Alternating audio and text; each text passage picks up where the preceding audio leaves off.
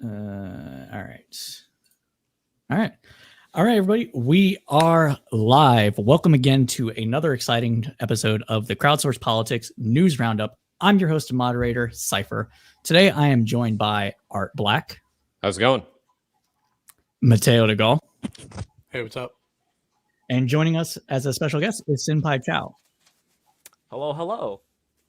Universal Discourse is occupied elsewhere. She said she'll try to make it, and if she can.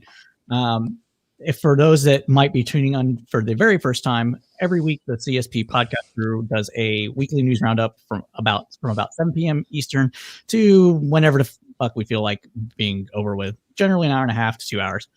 We cover a variety of topics from the Wednesday before to the current Wednesday and give the kind of analysis only the crowd can provide.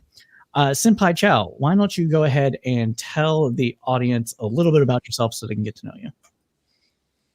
Hey everyone, so I'm Senpai Chow. I'm a Twitch streamer. I game, I talk anime, and political science. I went to school for political science and international relations. Last spring, I graduated with my bachelor's, and since then, I've been streaming on the Twitch platform and talking about political science. I read articles, I explain context, I give information from what I've learned inside of school and outside of school. We go over some lectures from college on YouTube.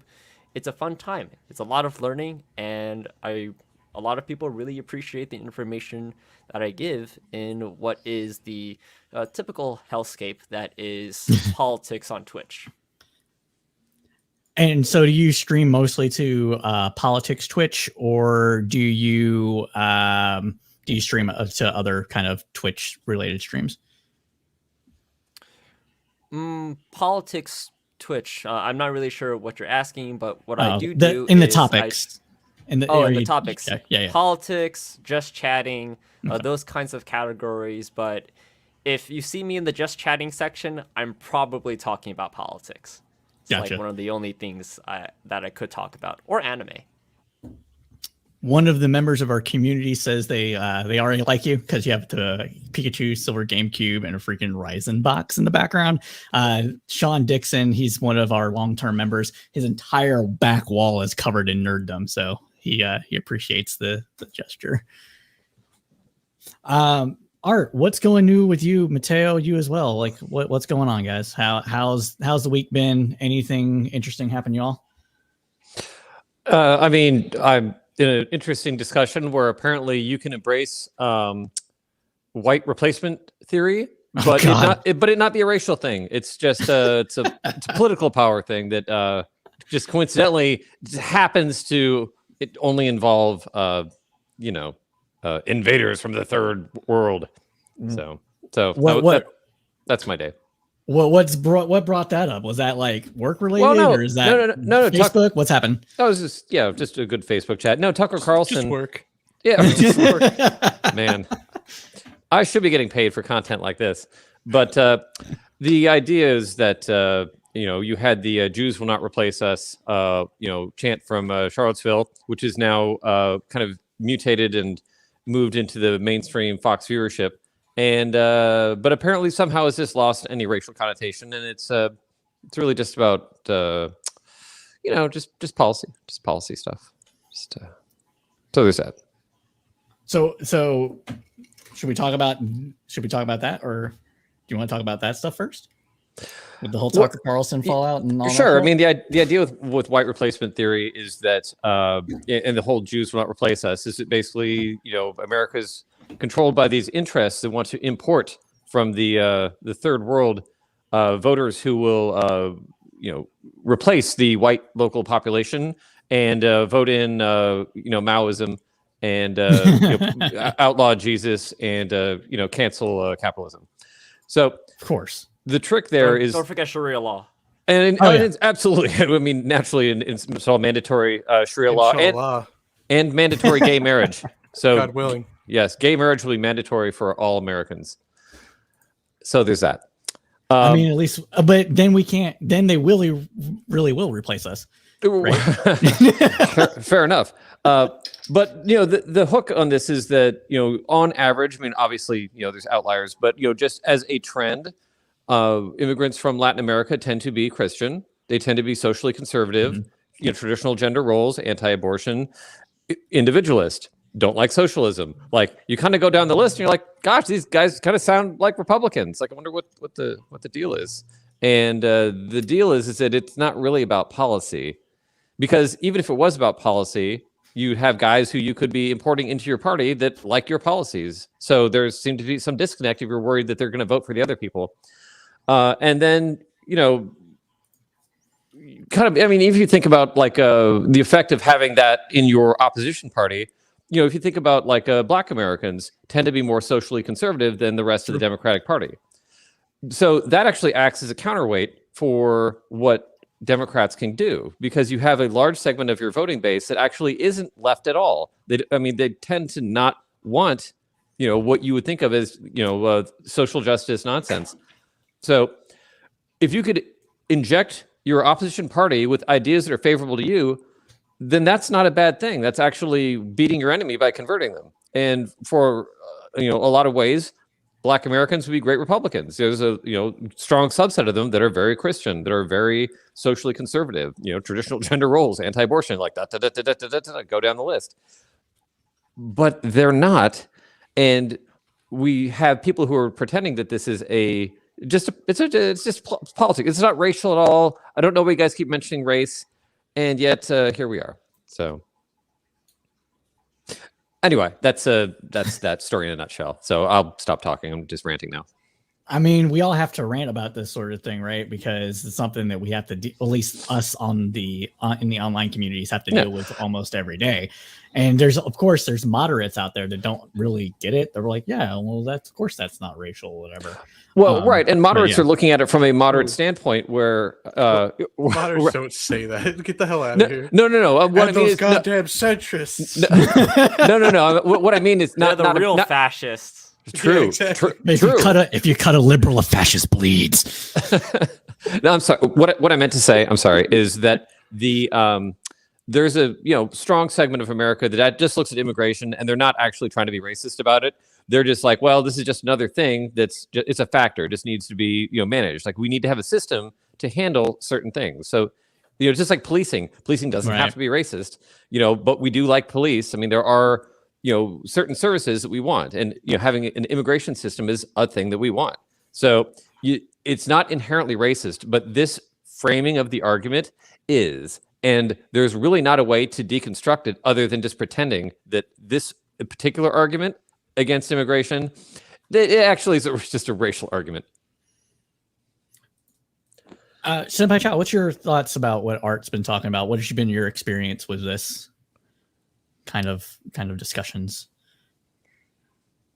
Well, kind of coming from my own experience, there's been a couple of times in my life where, and kind of coming in with the eye pull already, where I've been told to go back home, even though I was born in the United States, and the home there people are referring to is China, but my parents came from Taiwan, and there has been recently an increase in I guess like exposure to what has been anti-Asian hate in the United States, mainly I believe due to certain rhetoric surrounding the coronavirus, as well as geopolitical events surrounding China, Taiwan, and that escalation of relations between the United States and China. It becomes very relevant that throughout the United States, and this will continue for as long as it needs to, hoping that it doesn't need to at some point, that there is a racial problem or a racial element when it does come to our public opinion, as well as our the policies that we favor. And from the political science, we see a distinction between Democrats and Republicans. We also see a distinction between where you live, whether it's urban or suburban. And what comes in mind is contact theory, in that if you were to grow up in a diverse area where you are exposed to many diverse backgrounds, ethnicities, religions, you typically are more in favor of, well, diversity because you're used to it. But on the other side, where maybe you're living in a more rural area, a more conservative, a more white area, that may not be the case. And there is this sense of loss aversion. It's another concept that I'll bring up later that might be fueling, and I believe it is the main component to the theory of white replacement, is that a lot of people have this fear that they are genuinely going to be replaced. And it's scary that people are able to think that, because it is not true.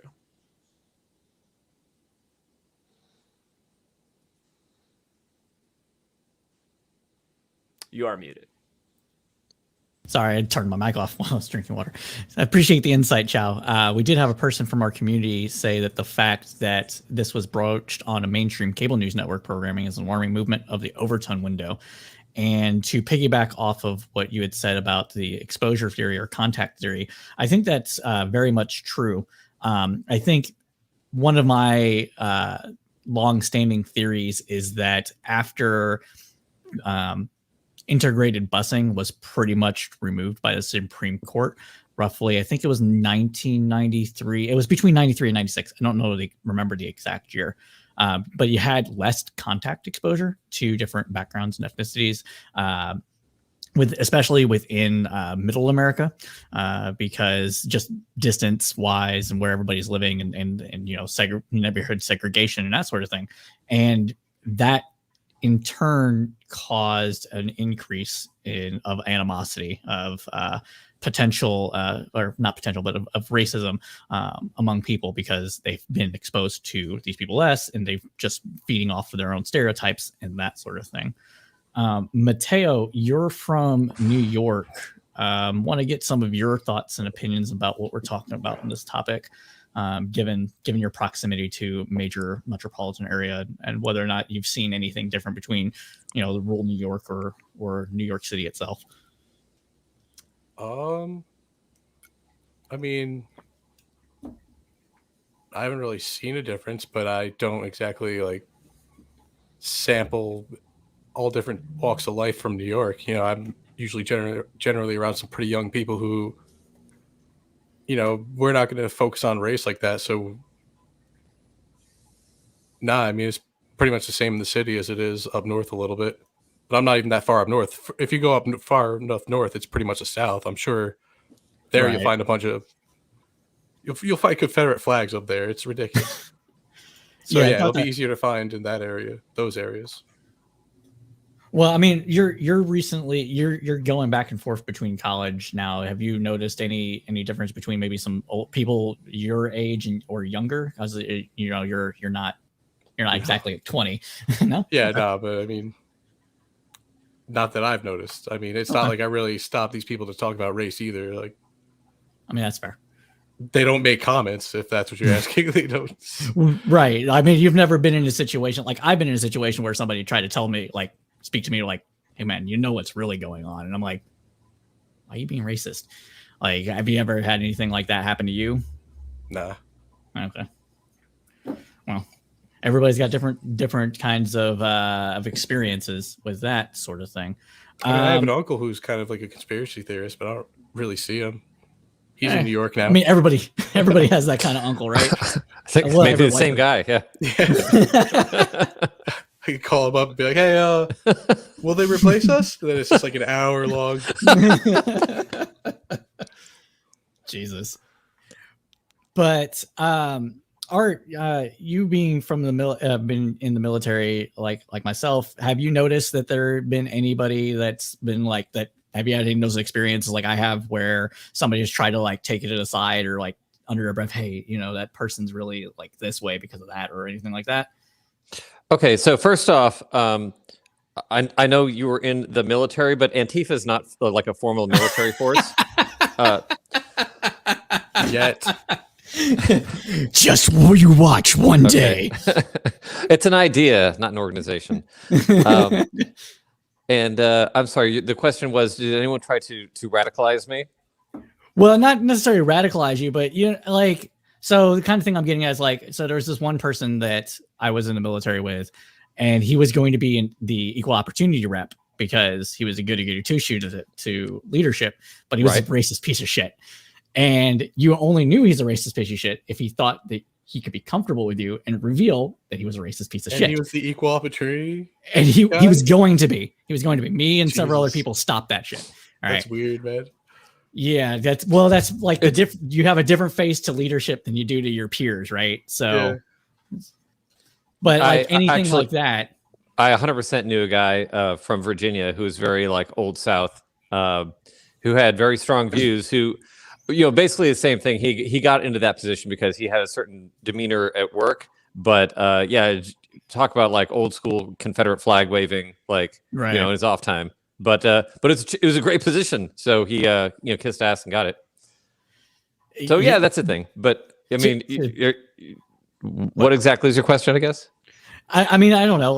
We've all had different experiences with people maybe trying to talk to us, maybe having different exposure to racism. Just wanted to know if you've had a similar experience to mine. Oh yeah, well, yeah. I did a lot of stuff working with combat arms types, and you get that different from your more support or service support roles. Military overall is as very integrated, and it's actually one of the big drivers for things like even interracial marriage is more common there.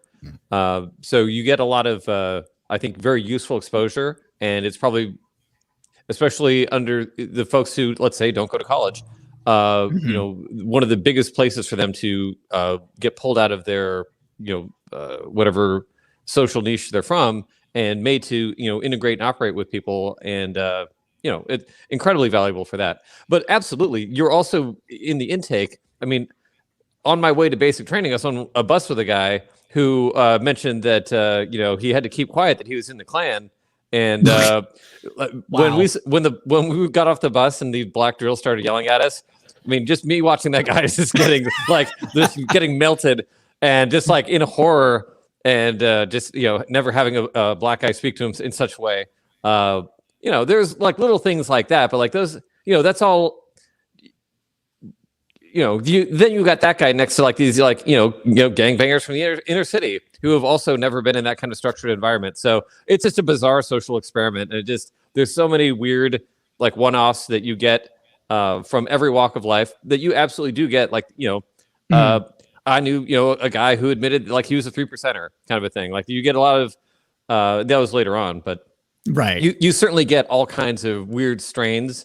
So sure. I mean that element's out there, but it's underground. It's not the kind of thing that ever can really show its face. So we were even talking about the guys who try to get the equal opportunity, those type of roles. In public, that's how it is. The military is a certain way, and it does not tolerate that type of extremism. It has to stay underground. It just can't show itself. And a lot of people are good at that. But then again, I was in the Army back when you couldn't be gay in the Army. So people were gay in the Army. I had two friends who were lesbians, and they were fantastic. And it was a secret to nobody. So even this back in Don't Ask, Don't Tell era, nobody asked or told, but we all knew. So, there are plenty of things that are underground, but underground just means it's underground. It just, Well, we have a question asking you and I if the military is a fundamentally progressive or conservative institution. From my experience, it largely depends. So the military is one of the few places where if you actually get married, they'll pay you more money. It's one of the few places that actually encourages that. They have a bunch of different services for families, trying to keep people together. They have a very hierarchical work structure as needed, being a military organization that has to fight wars.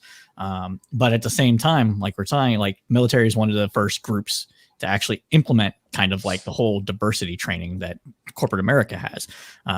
again, because it's fighting wars and it needs to have as many people willing to sign up as possible. And that means having a integrated military. So, it's kind of a push and pull in that respect. Military was one of the first organizations that allowed black people to serve, like, and work with people, white people in, back in the 60s. So yeah, it depends. Art, your thoughts? It was the 50s, the Korean War era. But yes, Yeah. I think the institution itself is fundamentally conservative. I mean, it exists to protect the status quo. So, a lot of conservative ideas do flow from that, just kind of naturally. But however, it is also an arm of the state, and it does its values or whatever the state tells it its values are. So It's true. like the idea of, even like I said, I was, joined in a different era where, like, even on the application form, they had are you a homosexual crossed out. Like Yeah. they hadn't even updated the form yet. So like, and now, even back then, the idea of transgender people in the military would just not have computed, even as things have evolved and changed. And now it's just going to be the standard. And what becomes the tradition that's upheld, we might look at it and say, well, that's progressive value, that's conservative value, whatever. The institution itself is not an engine of change; it's an engine of stability. So it does. Now, I will say it does change, like buildings into rubble and and Right. people into fine red mist, but it doesn't necessarily change anything else. I mean, otherwise, it exists to have stability. So I think it's a conservative organization that just happens to have some wildly progressive ideas, and that's kind of cool. Yeah, no, I 100% agree with that. I think this actually is kind of a decent segue into one of the first topics that I wanted to cover, which is Josh Hawley's introduction of an antitrust measures in Congress. For those that may not be aware, Josh Hawley is a kind of populist conservative. We all know what that kind of means. He's kind of a Trumpy, may or may not have, the whole "you will not replace us" things backing him and that sort of thing. But he's kind of savvy in kind of hiding it to some people. And this is one of those instances of where that's the case. He and Bernie Sanders were two of the senators that helped block or get stimulus checks out without McConnell being able to stop it while Trump was still president. So I just kind of wanted to talk about that. Who would like to give their kind of thoughts on that first, and I'll work on pulling up the specifics of it while that goes on. You want to go, Mateo? I mean, it depends on what's in it. I'm not really too familiar with it. Essentially, I mean, if it's going after like social media companies, there's so many of them that, I was about to say there's really no antitrust argument to be had there. But if you're talking about like Amazon Web Services, you might have something. It's a little bit of everything. So it would stop acquisitions and mergers between big tech companies. Essentially, if a tech company had more than $100 billion market cap, they wouldn't be allowed to just buy up smaller companies and bring them into tech company. How do they define tech company? Trust busting for the 21st Century Act would ban any acquisition by companies with a market cap of more than $100 billion, including vertical mergers. The bill proposes changes that would dramatically heighten the financial pain for companies caught engaging in anti-competitive behavior, forcing any company that loses an antitrust suit to forfeit profits made through those business practices. At its core, just let me finish this real quick. At its core, Hawley's legislation would snip some of the red tape around antitrust enforcement by amending the Sherman Act, which made monopolies illegal, and the Clayton Act, which expanded the scope of illegal anti-competitive behavior. The idea is to make it easier for the Federal Trade Commission and other regulators to deem a company's behavior anti-competitive, a key criticism of the outdated antitrust rules that haven't kept pace with the realities of the tech industry. Who said monopolies are illegal? They're definitely not illegal. They're not illegal, but if everyone just wants your product, that's perfectly fine. Right, like but buying your way to a monopolistic power is Yeah, considered that's antitrust anti- behavior. That's what they're talking about. So I'll go ahead and drop this. I just take issue with people saying monopolies are illegal, because that's like, there's a huge misconception out there that monopolies are A, illegal, and B, necessarily bad. Like sometimes everyone just wants like an Apple iPhone, or they would just want to use Facebook. Not these days, Right. but back when I mean- Facebook was. How many Twitters do you really want? You know what I mean? Like the point of One. Twitter is that everyone's there. Like, why would you want to break it up to 10 smaller companies? Like, Yeah, I mean, if they're doing anti-competitive, actually, Facebook, that was a bad example for me to pull, because they were doing anti-competitive acquisitions. Like, if someone was sort of like doing what they want to do, what was it, Snap? They basically said, we're going to buy you up, or we're going to make our own until you're worthless and then buy you up. I mean, Yeah, that's anti-competitive practices. You can't do Sure. that. That's And all they had to essentially do a was Facebook basically story. like word things differently. Like, it's so, like, just, you can't intentionally fuck up a company like that. Well, But, one of the primary things with antitrust legislation and enforcement has been that it's been focused on whether or not the consumer would have to pay more. And Holly's Act switches it to where from like if consumers paying more to whether or not it makes the market less competitive. So if a company like, that's why he has the $100 billion market cap thing in there. If you can't be a Facebook and then buys up a smaller company to just wipe them off. You're not allowing that, because that makes Facebook have more of the market share. So Facebook buying Instagram would have been blocked by this because it's anti-competitive.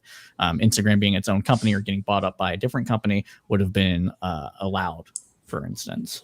see, I'm not, just because of their market cap, though, right? I don't think that's really careful. That's the way the law is being currently proposed. But this is That sounds like some first- guy who's not really too familiar with business is like, 100 billion is a lot of money. Let's limit it at that. Like, it's just, there's no real.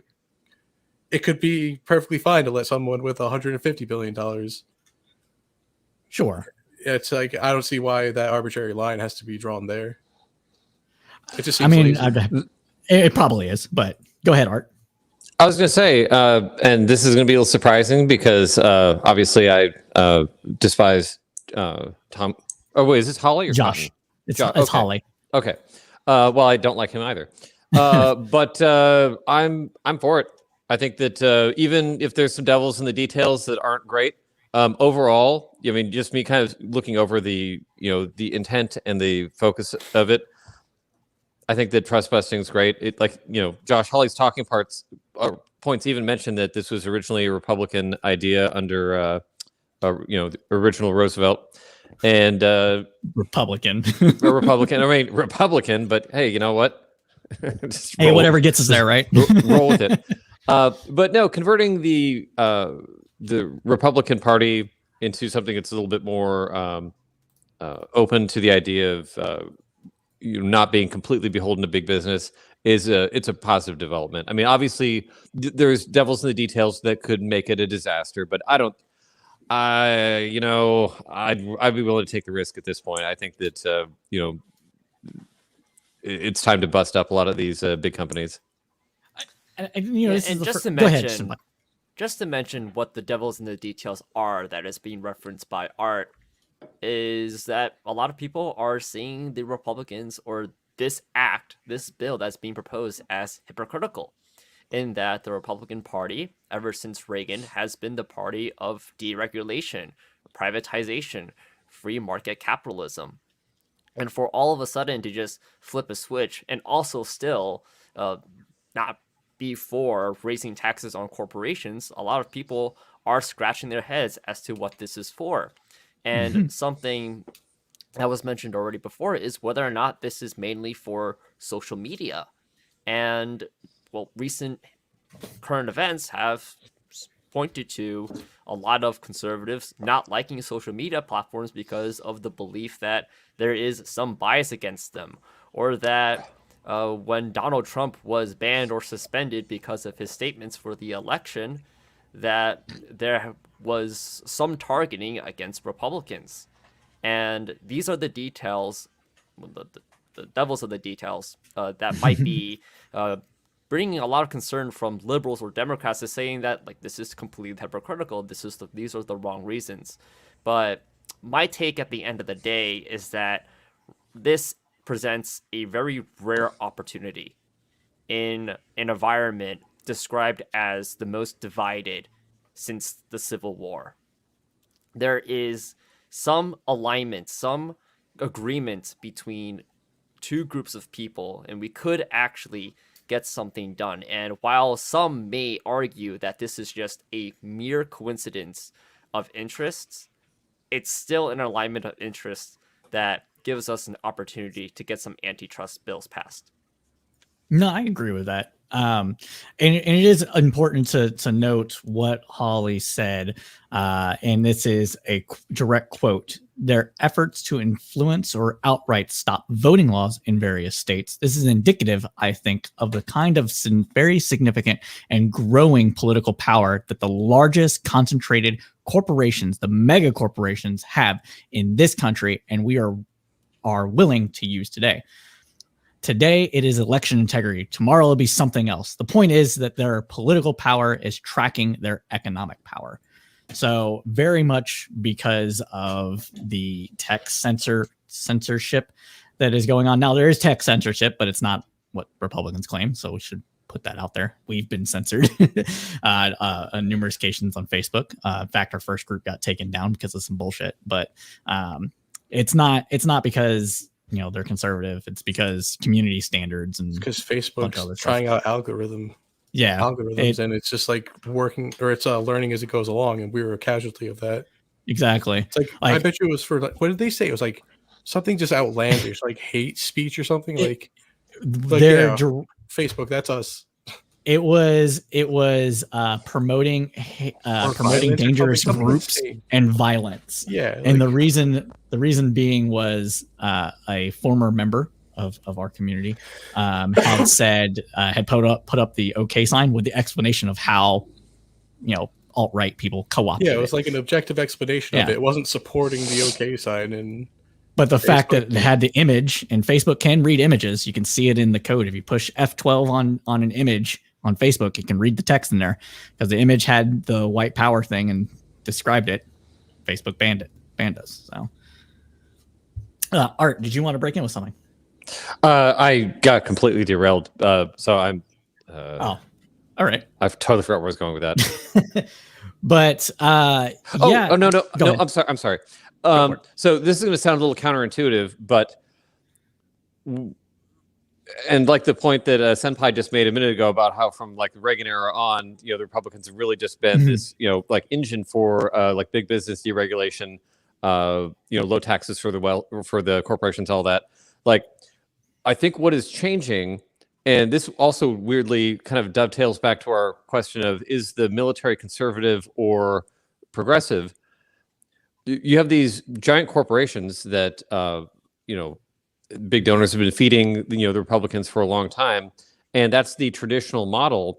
But what these companies are culturally is changing, and they're starting to transmit those values. So this is why, for instance, a lot of conservatives now are kind of souring on the military a bit. And you have them, like Tucker Carlson sniping with the military, public affairs officers and all that. Like, there's pushback because these institutions are adopting, as a cultural standpoint, like values that are at odds with the Republican cultural values. And because these are institutions, they have a lot of power to project their views. I mean, just like the military can say, well, transgenderism is good, it's now allowed. Companies can say that. They can say, hey, you know what? We don't like your efforts to restrict voting in Georgia. We're going to take things away from you. Like, we are actually going to boycott you. And I mean, you have these, giant companies who are trying to boycott a state. That's actual power. I mean, that's the kind of power that does change. I mean, culture changes elections, changes everything. And Republicans ultimately can't fight that. Like, they can't be partnered with it and contend with it. They need to break that power down and bring these corporations to heel, because if they can't, then they've now stacked the deck against themselves by empowering these monsters that are now free to do whatever they want. So the idea of like laissez-faire capitalism, where these big corporations do whatever they want, was fine for Republicans when they're just getting free checks for it. But now these corporations have cultural demands and they want things. And, for instance, like we were just talking about canceling Trump, like you just basically pulled the plug on his, on his Excalibur. I mean, Trump was able to cut through his opposition with Twitter in a way that nobody had before, but Twitter empowered that, and then Twitter took it away. And the Republicans are now realizing, oh my God, like and it's really a couple of them that they're starting to turn and get this kind of populist, trust busting kind of a vibe. But that's a survival adaptation. I mean, they're in trouble. You're going to have an entire like a government, a culture, that even complaining about critical race theory and all that. We're going to ban critical race theory. They have to, because this stuff's going to destroy them culturally once it that understanding gets out there and is pushed by government and corporations. So I think that weirdly, this kind of trust busty left thing, even though it is entirely hypocritical, they need to do it because they're going to lose this fight, and they see it unless they can somehow get a reshuffle of the deck.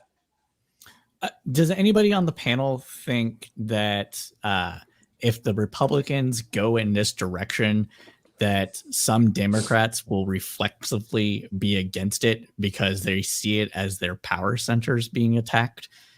For example, maybe the Washington Post being slapped around because it's owned by Jeff Bezos and that sort of thing. Is that a possibility? That's a psychological effect that always happens. Like, you can see it with just about anything. You can get a Republican to support something by showing a bunch of Democrats rallying against it and vice versa. Right. How much that'll happen, it's anyone's guess. Okay.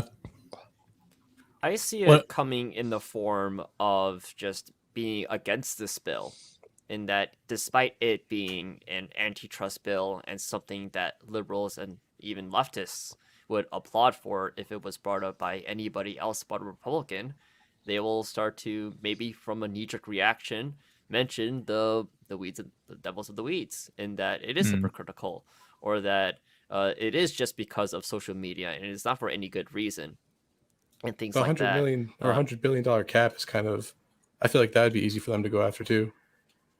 That just seems random.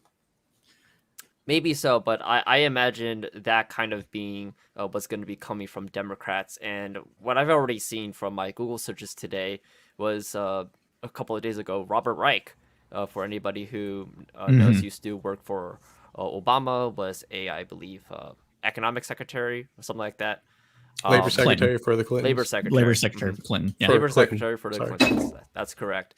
Wrote an opinion article titled "Don't be fooled by the Republicans all of a sudden turning the mask off, being anti-corporation, things like that, saying that they're liars," and countless other articles saying that do not be fooled, do not be fooled. If you're a liberal, if you're a Democrat, don't think that like they're turning a leaf. And like, while that may be true, as I already said before, this is a really good opportunity to get some stuff done, and it would be really, really sad if the reason why this bill wasn't going to be passed was because of a couple of Democrats who are like, this has bad intentions, even though the outcome of it has very little to do with social media companies.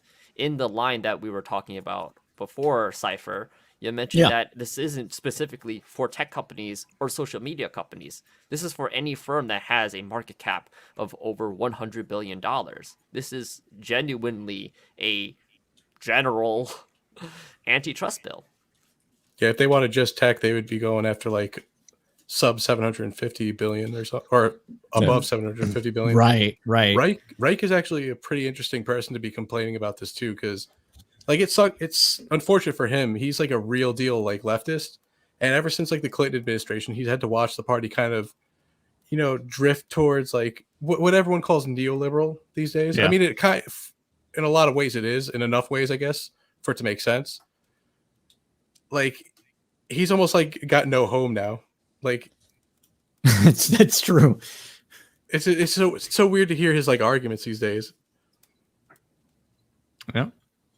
I think it should be mentioned that while talking about the companies going, with MLB leaving Georgia over the voting law, and Coca-Cola and Delta, saying they might remove businesses or whatever, that Mitch McConnell was like, stay out of politics, companies. Don't do that. And then in the exact same breath, he's like, but you can still give money.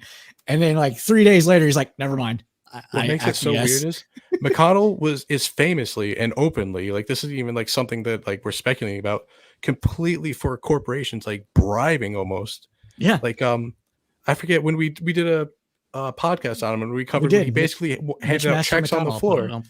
Yeah, it's actually a really good episode. It's you should check it out. But yeah, like, he's just openly for what most people would intuit as corruption by companies, like, taking corporate money. And now he's just like, hey guys, stay out of this. This is not your wheelhouse. It's just so weird, man. I'll get that on the screen. So the episode was called Mitch Master McConnell. I want to say it was like episode 20 or so, but you can get us on your favorite podcast streaming services. We like Spotify just because it gets propagated quickly, but we're on almost everything. You can get us on iTunes, Spotify, Stitcher, Google, what was it? Podbean, Pod Host, like a bunch of stuff. So go ahead and check us out, guys. This actually brings up another good point with the economic angle, populist angle, and another topic I wanted to talk about, which was the complete blowout vote in Bessemer, Alabama, against unionizing inside that Amazon warehouse. It was nearly double the votes against unionization than were for unionization. And I wanted to get everybody's thoughts and opinions on why that was the case, what could be done to make it not the case. Is this one of those situations where the complaints are valid, or is this something else? Unions just aren't popular, even in states where, because everyone reflexively goes, oh, well, that's right to work's fault. You can go to the bluest state and they're like, highest saturation is going to be like under 25%. So, I mean, who hates it? Everyone, every single state hates unions. It's just, they're not that popular, and they're not even as necessary as they used to be. We have a lot of good labor laws that will protect people. I mean, yeah, you got to put in paperwork, and I guess if you want a union to do that for you, you can form one. The only real issue is just wages. I mean, we basically have, since the 70s, you kind of have your corporate profits like that, and wages just went pfft, and we just have nothing. There's no anchor to really force companies to keep wages up without that segment of society that used to be heavily unionized. So without that pull, there hasn't been a good corresponding, protection for, I guess, wage increases to keep pace. But otherwise, yeah, as labor laws in other senses have improved quite a bit. And, a lot of that was just kind of due to labor or labor unions. There is a difference between wages and compensation, though. Back in the day, your only compensation was wages. So when we look at those really old charts, it doesn't tell you the full story. Like, you could see it staying flat, but people are getting a lot more as time goes on, especially women and people of color. I know that's like a really important thing to point out these days. The Urban Institute did a study on it, and instead of just saying how many dollars you get per month or per whatever, they actually looked at like everything you get. And as far as total compensation goes, it's been a lot, and it's been for things that people ask for. It's not like pizza parties and whatever, it's stupid. I mean, some of it is kind of dumb. They do offer some perks that are just like useless, but what beyond like healthcare and dental, like I'd have to look at the Urban Institute study to know. Days off, vacation, but this is another this is another bifurcated situation here, though, right? So people that are making let's say $20 an hour are less likely to reap these modern benefits than those that people in like Walmart. Instead of getting just like a handful of dollars at the end of the week, they get like, I don't think they get tuition reimbursement anymore. That's like the other box stores. Hold on, let me pull up the study, because that is included as well. By income level.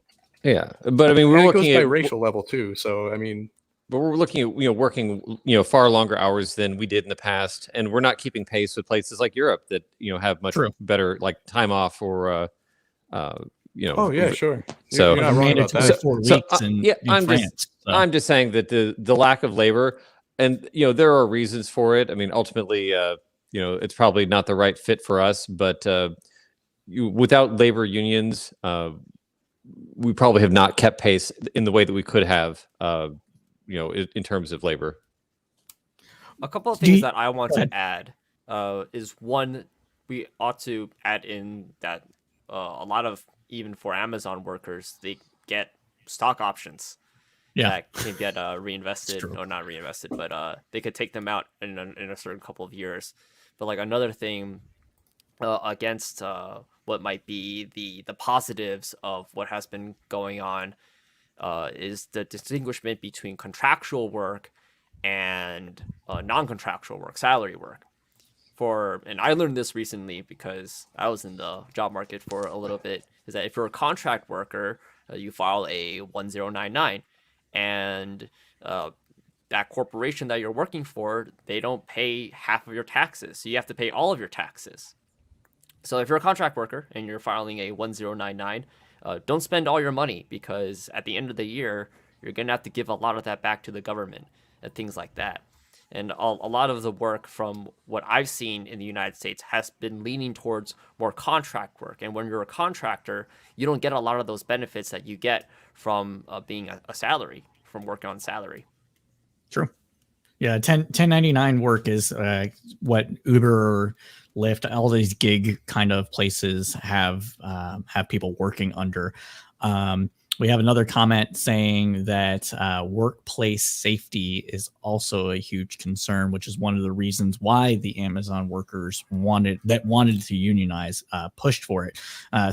Simple things like not having to work at such a high pace in order to avoid accidents, for instance, making those quotas that Amazon is famous for, where they're trying to use artificial intelligence and machine learning technology to help people basically go from one end of the warehouse to another end of the warehouse as quickly as possible, and monitoring every single little move that they're doing, from like the way they bend their hand to grab a box off of shelf to put it in a cart, in order to train robots to do those jobs. So that's one of the things there.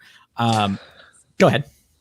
I was going to say we have kind of two problems, and one is that the only effective unions at the moment are the public sector unions, like the police unions, which is the reason that we can't reform the police. So Americans are kind of stuck with a very bad model at the moment, where the only good unions are bad unions.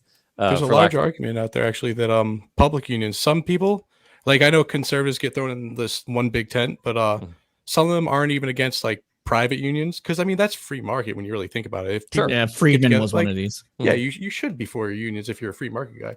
But some of them are just against public unions, and the police would be a really good example of that actually. So that's a lot of power that, I mean, it's I don't think I have to really explain it. Not just the police, but FDR said that public sector, or the idea of public sector unions represent a conspiracy against the public. Yeah. Because they're holding government power. You basically have the ability to do and not just in the raw power of like the police, but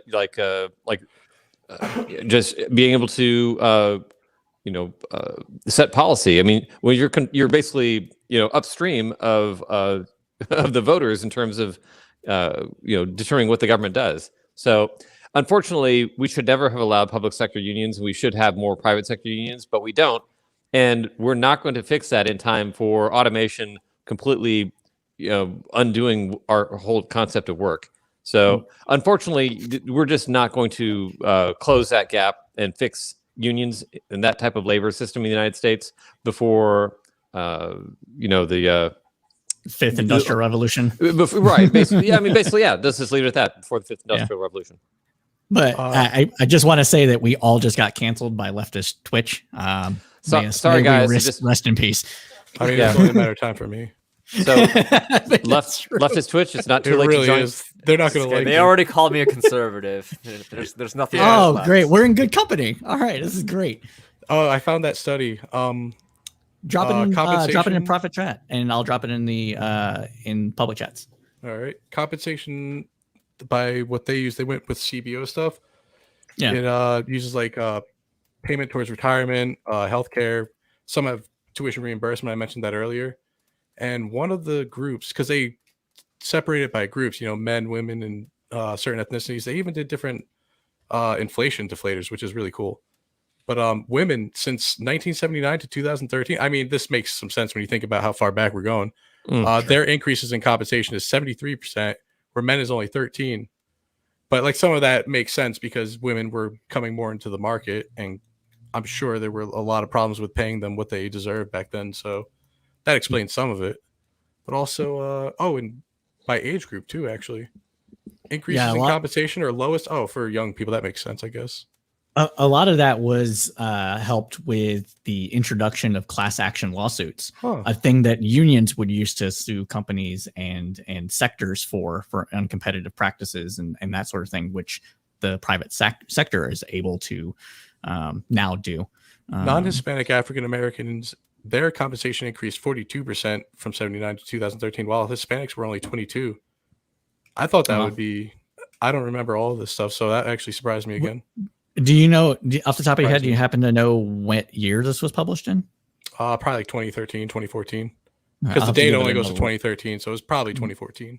Okay. And another thing to look at that may give us a more clearer picture as to what's going on is to also do a comparison, not just between workers' compensation from back then to now, but comparing what has been an increase in compensation from top executives. Right. And this is a very popular narrative in that, like, not just when looking at wages, but just comparing compensation between CEOs and your average worker, there has been an increasing gap in that while workers, average workers may be getting 50% increase, your top CEO may be getting over 100, 200, 400%. Right. Those measures usually have to do with like the top like 500 companies. And a lot of those people are compensated through stock. It's almost like if the stock market goes up, you're going to see that gap widen big time. But when it goes down, when there's bear markets, when there's recessions, that's when it narrows because their pay depends on that so much. But that can be gamed to a certain, and you and I disagree on this a lot, but that can be gamed to a certain extent by CEOs. We don't disagree on that. No. What I'm about to say is what I'm saying. Oh, okay. I was about to say, yeah, they do sometimes. But they're able to game that situation with things like stock buybacks. And while maybe I might be a little more bullish on making stock buybacks have to be approved by the board, don't they? It's not like a CEO who's getting paid. The CEO is, but the CEO you know that, right? has a lot of pull of the board now. True, he is since like chairman of the board almost always in 1980. America. And But still, since like 1983 or whatever that change was under Reagan. I mean, not every chairman is Elon Musk. Right. But I feel like Musk the point still is in a position to do that. Whereas most board members, unless they're all like, yeah, let's get this guy rich, this employee of ours. Well, it's more like it's a perverse incentive. It's more like, hey, I have stock that I want the company to buy back too. So why wouldn't I approve this buyback to correspond with the ability of him to exercise their that's a good options. Question. Why wouldn't they? I mean, there's nothing wrong with a buyback. There's nothing wrong with it, but it's just the reverse of issuing new shares. It's if you want a smaller float. Well, you see, what's wrong in the given context of what's been going on, and this isn't just with the coronavirus package, but also with the 2008 package, is that the government was giving money to large corporations that needed them for the intents and purposes of supporting their business as well as keeping their workers on the job so that they could keep on getting paid. They don't have to get unemployed and things like that. But instead, what we have been seeing, and this has happened twice so far, is that the corporations they still lay off and they just go use the money for stock buybacks. And this has become counterintuitive for what was the purposes of taxpayer dollars. And so there is an issue of it being unethical in that sense, not necessarily just solely on the action of buying back stocks. Yeah, if they're taking money designated to help out their employees and they're just buying back stocks, that's absolutely unethical. I hope that's illegal. I would hope there's a way to recover that money. So with the first triple P loans, somehow Mnuchin got Congress to like waive his yeah. needed. Yeah. So there was no oversight that was supposed to happen with the It's second. not exactly or- Tim Geithner. with the second or third triple P loan, whatever happened under Biden, I don't know if it was the second or third. There's been more oversight on that. So Good, yeah. I mean, there really should be. That's really annoying. Like if you're just like, hey guys, here's this cash. I want you to do something with it, but whatever, man. It's make it rain on all the stocks, yeah. bitches. I mean, it's so annoying too because you would think that they would actually put that into the paperwork. Is like, listen, this is for this. And I mean, it was the taken Trump out. administration, like Yeah. it's such incompetence, man. Oh, that was done on purpose. Let's Yeah. not say it was Right, incompetent. right. That was I don't know. that was Still on purpose. Mnuchin being like, let's get richer, baby. Let's get richer. Could be. I mean, I wouldn't doubt that. I mean, him and his wife posed with the 100%. fucking $100 bills that were being printed out. Like, come on. Oh God, do I That's love not that proof woman. of that claim. To get out of here. I know, but I'm just saying, like, it's par for the course with that. Sure, kind of no, thinking. like Come I on. said, I mean, if I had to pick a treasury secretary, especially a modern one, who would be like that, it would have to be Mnuchin. Yeah. So I mean, I'm just saying, it's just I wouldn't conclude too quick. I would think it's more blind spots and biases than it is like, oh yeah, like could I get don't my know, friends Trump rich. does a lot of grift. I mean, so. it could, like I said, I don't want to be, really assertive or decisive on this. For those that don't know Mateo very well, he is very he not to hedge bets or anything, but he's very charitable in interpreting things I'm like objective. this. He's trying to be Literally, charitable. Well, and objective. evidence of him holding money up. We're as all proof that he did objective. something I was wrong. gonna say, and he's just calling out your bullshit. So That's true. That's true. So joke's on me. Got egg on my face. Where is it? I mean, it could be true. I don't want to say it's not true. I'm just saying. I wasn't saying it. To be clear, I wasn't saying it was proof. But come on.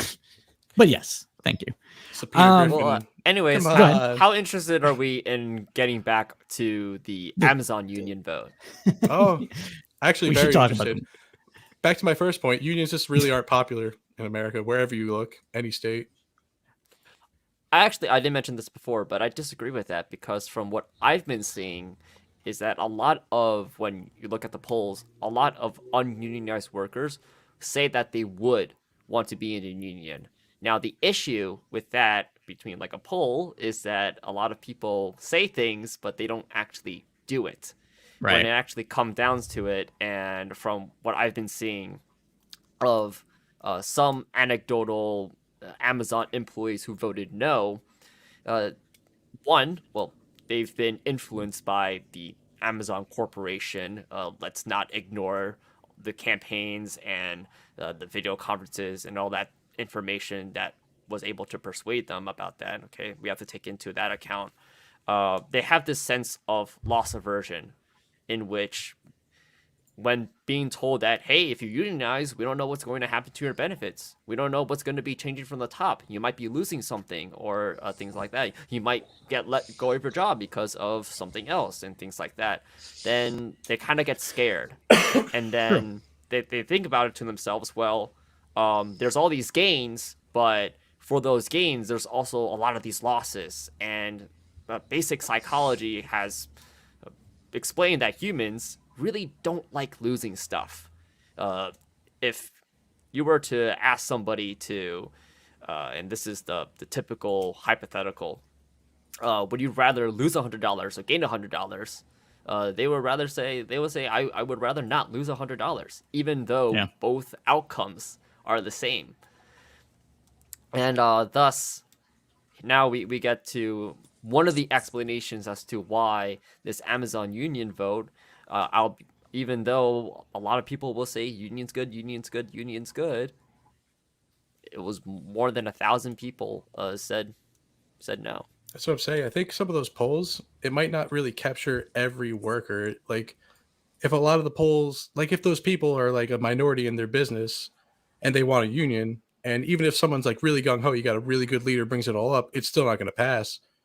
And a lot of it could be the propaganda too, because in those stores and box stores too, they make you watch these videos where it's like the nicest, softest like lady going, unions are so bad. Like, it's just the weirdest. It's propaganda. It's the easiest way to put it. don't you want to keep your $60 a month? That could feed your kid for a couple of weeks. Exactly. So like, I don't. What's I'm the definitely union not going gonna to do rule for that out. you? But there's also a lot of things we can do that we don't like. A lot of the union functions that were carried out in the days of old could be carried out via social media. Like, of course, you're still going to need people with expertise. You're going to need lawyers and everything. But there are a lot of expenses, a lot of things you can cut out that I think if you could advertise that somehow to the people, you could actually make them more like open to a union. Because when they get it explained to them, they get explained about all these costs and everything. And when you look at unions, they're not exactly like willing to just slash their budgets. I mean, everyone. Right. So there's a lot of stuff that we could like probably force out of them. You could probably have almost everything virtual. I didn't really think this through. I wish I was more prepared for this because there's probably a ton of more shit you could do besides having like a local somewhere and everyone showing up, and there's just a ton of overhead that they don't need these days. I mean, it's the Because that's classic. what a lot of people want. They don't want to spend money on it. So the cheaper you can make it for them. I mean, the benefits are there. I feel like even anti-union people agree with the benefits. It's just some principle thing. So like, my money or something. So Right. just get the prices down somehow. I bet you it's possible. I bet you there there's a is- way. No, I was just going to say there is something to be said of legacy companies, and that's what we have. We have legacy unions, right? So they're kind of set in their ways. They have different things of ways of thinking about things that might not necessarily be applicable to the modern economy in which we find ourselves, especially in regards to things like Mateo was saying, being able to cut off overhead, maybe some data analysis, marketing, and that sort of stuff. I bet you they have a ton of physical properties they don't need. Yeah. I would be shocked if they I didn't. mean, like IBW has a not a headquarters, but a large building that they Prime own real here in estate too, I Austin. bet. Yeah. It would be at this point. The intellectual dark web. Who is he? But- Is that like Peterson? Sorry, I actually. Yeah, we'll talk about that it later. is. Yeah, yeah. It is. Okay, We'll I just talk wanted about to it make later. Peterson, Because we have to talk about Yeah, that. the Joe Weinsteins, Rogan. all that. Yeah. But as far as like some of the propaganda and things, like I'm sure that Amazon getting a mailbox to drop in the ballots right in front of a camera had some sort of effect on people maybe being willing to vote, because I mean, that's if they're their watching me fault. all the time, then. But one of the biggest things that I personally think, and Art, I'll let you go in a second, is that unions and the left in general just don't really market their ideas very well. If you're going through like 8,000 different things, I think calling people racist is an excellent marketing strategy. Actually, if it's you're working going through, very well. It's a growth industry.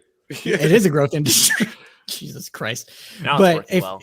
if you're going over like 8,000 different kind of like corporate sessions about why unions are bad, yeah, it's going to have an impact. But if you're only doing like ones or twos and they're just like, yeah, the corporation makes a lot of sense, I agree with their stance on this and not the union stance, there's a gap there that the unions and us and people who want to see more unionizations need to fill.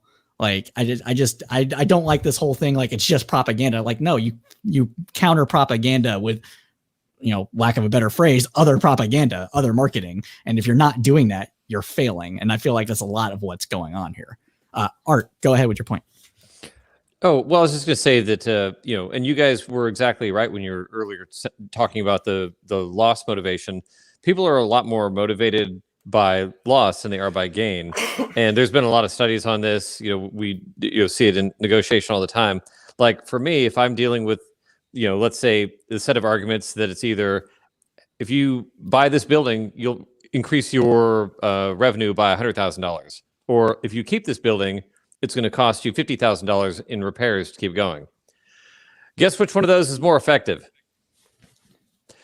It's the loss. Like Loss, yeah. I get people to sell, way more often when presenting them with problems that say, look, like this is going to cost you to keep it, rather than saying, hey, you should buy this. This is a great deal. You're going to make a lot of money with that. People understand loss because you already have something, and even if it's not much, it's a kind of a bird in the hand. With the potential of gain that a union represents, you also have, an element of risk. So you have Bessemer, which is a small town with nothing else going on. So Amazon, when you get down to it, they could say, "Oh, you're unionized. We're closing the plant. You're all out of jobs," and they could just move Yeah. it. Even if Amazon takes a huge loss at it, just to send a signal to other places, don't try and unionize, or else we'll shut the plant down and go somewhere else. If they had to make an example of the town, they would. And that's just ultimately kind of gets back to the trust busting and some of the other issues with corporations True. being really powerful. But, when you had these individuals on the ground who, they might be perfectly happy with $15 an hour. And the idea of a union getting them more sounds great, but they don't want to risk losing what they've got when, the gain is, it might be a bit of a roll of the dice. So that's all. It's just, kind of successful risk-taking behavior is more of a higher level function, and people that are not there, banding together in a union is itself kind of a big risk. So that's a huge play for people at a certain level, and it's understandable that they didn't want to make that play is what they could potentially lose. It sucks, but I kind of get it. Yeah, there's no guarantee a union will get you everything you want. Right. Like after Reagan did something with what was it, the air traffic controllers? It was the air traffic controllers. That that created like a psychological haze over the whole thing. It's like unions are, I guess, not invincible, or I don't know what they looked at them as, but maybe they started to doubt their abilities. Yeah, he actually fired them all, so it was kind of wild. Wasn't it technically illegal too? Like, he technically broke the law. Maybe because it's I'm not sure. Yeah, them or him? Him. Yeah. Well, getting fired. Yeah, it was a little fuzzy because it was kind of a national security infrastructure. I was 8, so give me a break. I was like 2. So. Okay, I don't think I was alive. Right? What year was that? Yeah, it was 83. Oh wow! So I wasn't alive yet. Then never mind. I was -2. Yeah. So, and I wasn't super woke back then, so I wasn't like all up in the news. But no, it was recent history when I started, getting politically aware. But yeah, there was a lot of contention as far as whether or not it's a good move even back then. But it certainly had the effect of making it clear that being in the union wasn't going to protect you. If the government doesn't have your back. And one of the biggest refrains I heard from people that were interviewed by various media companies was that, what's the union going to give me that I don't already have? Like they said, I already make $15 an hour. I already have benefits. I got my weekends. I got my weekends. Thanks what do I need? Weekends, more unions. That was their thing. Like Amazon already paid above the prevailing wage in the area. They already got benefits. Most of those what places more actually could do they? Pay a little above. It's always like the mom and pops who actually scrape the bottom. Yeah. But that's to their never mind. It's a different topic. Different whole different thing. But yeah. I do think it's interesting that we had mentioned that unions in the 19th century got their gains on the picket line with blood, not online discussions or counter propaganda. Yeah, it was bad back in the day. But they would hire, companies would hire straight up thugs to beat or shoot. Like Al Capone's people, they got a lot of work from it's true. People, union busting was literally busting skulls. That's what it meant back then. Now it's like barbarism, man. That's so stupid. It's. But work conditions were also barbaric back then. From the mines to even regular jobs. You even think about what life was like before the FDA, where people were inspecting food, the measures people had to take back then to put in some level of decent workplace was kind of extreme, but it was also kind of necessary. It was worth getting your ass kicked over it. And but then we got the weekend. But now we have the weekend, and even if we don't appreciate it or we don't look at a union as something that could give us similar gains now, back then it couldn't have been more necessary. But those guys were not playing around like the union busters. That was some savage shit. Pinkertons would literally assassinate people. I'm fine with the corporation. If they want to take the risk firing everyone, go for it. But the second you're I need to hurt these, it's so crazy, man. Yeah. You're no longer in that game anymore. You're straight up just committing crimes now. Right. Yeah. It's no longer the market. It's just it's violence. Yeah. Something that I think that is really important is the threshold for accomplishing your goals as a corporation when it comes to union busting is a lot lower now than back then. Because back then there was a lot of popular support. These companies, these big big companies, they needed to resort to violence, because if they didn't, then the workers were going to get what they want. But nowadays, one, we are on the assumption that there's a high sense of loss aversion. Unions are not really popular when it comes down to actually putting in action. So propaganda in the forms of video and information is enough to get those goals accomplished. And I think the question to ask is, how do we get in this position? Because in my opinion, and a lot of leftists and liberals would argue, that unions are overall pretty good. And I learned this recently, in that back then, unions were very exclusive in the benefits that they gave, in that they only really were concerned about the interest of whoever was unionized. And this caused a gap between the union workers away from the median voter. And a lot of people actually started to see people who were in unions as privileged and richer and things like that. And when you have that being away from the median voter, then, well, what's going to happen to politicians and government and these kinds of policies? Not only was there going to be some backlash in the form of lobbying from corporations giving money to legislatures in order to pass some anti-union laws, but you were going to have regular people being against unions. And thus, whenever I do hear anybody who is going to be in support of unions, regardless if you actually are a leftist or a liberal, me being very consistently a liberal, one thing that we have to keep in mind is that we can't be repeating the past mistakes when we do get a chance.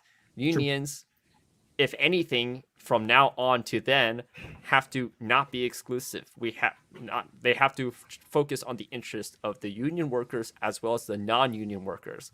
And that way, we're able to actually start moving the Overton window. Right now, it's going to be an uphill battle against propaganda. It's going to be against the big money, the government, and everything else. They're also But this is sorry. I thought you were done. This is the fight that we're in. This is the fight that we're in.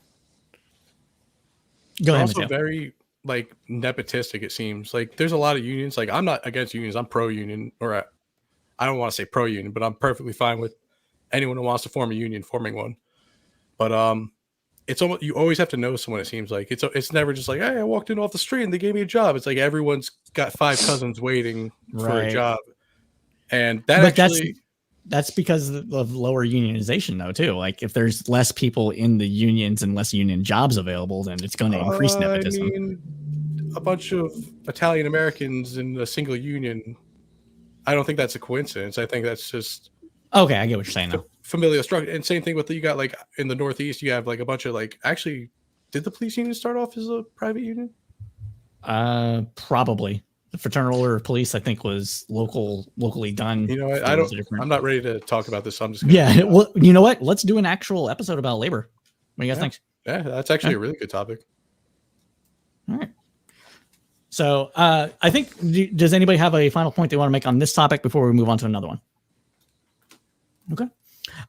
So for those that may not be aware, we like to do a little news of the weird section here. And today our news of the weird is brought to you by Colorado. And in Colorado, they are 100% on the weed train, to the point of actually auctioning off license plates to help fund other organizations.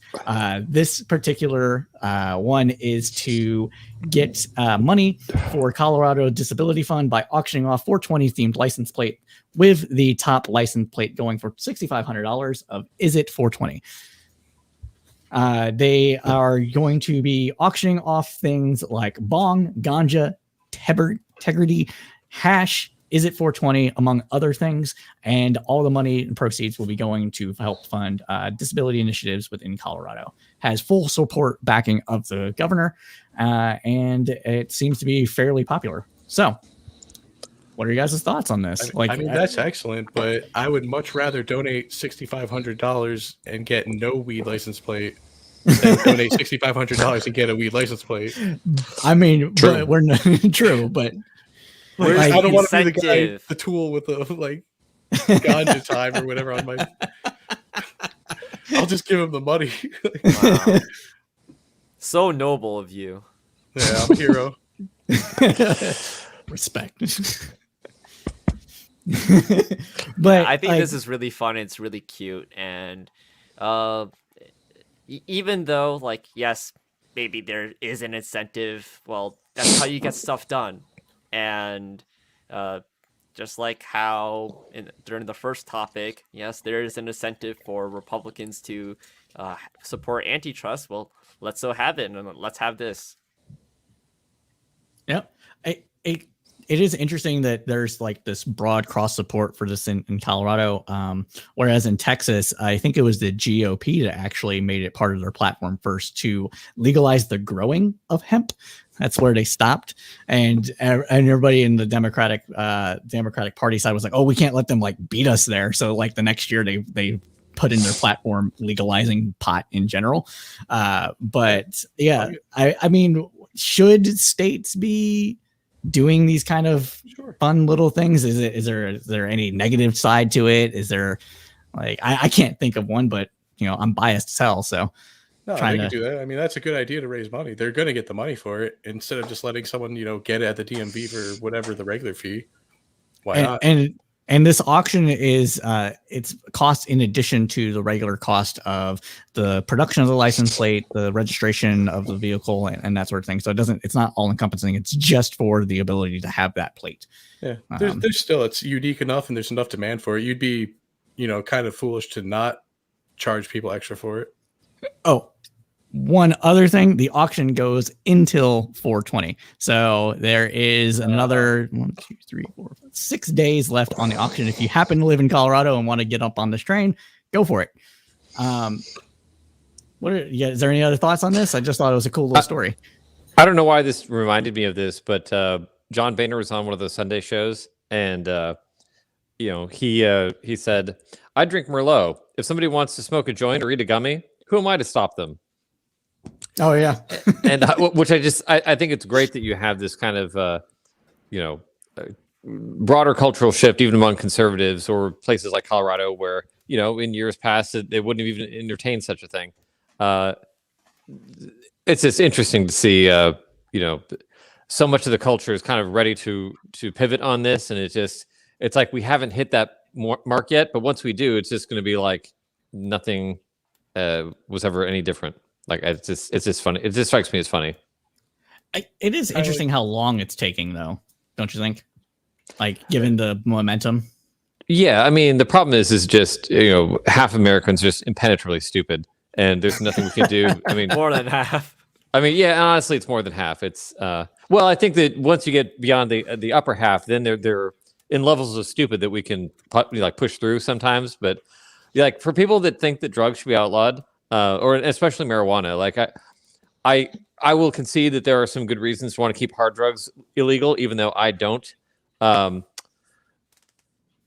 There's no reasoning with people that have just decided that like we need to keep drugs illegal because they're bad, and if something's bad, it has to be illegal. And then if you talk to them about prohibition with alcohol and about how you have things like how you can have a net negative, even though they might have some positives, like it just doesn't register with them. They're just like.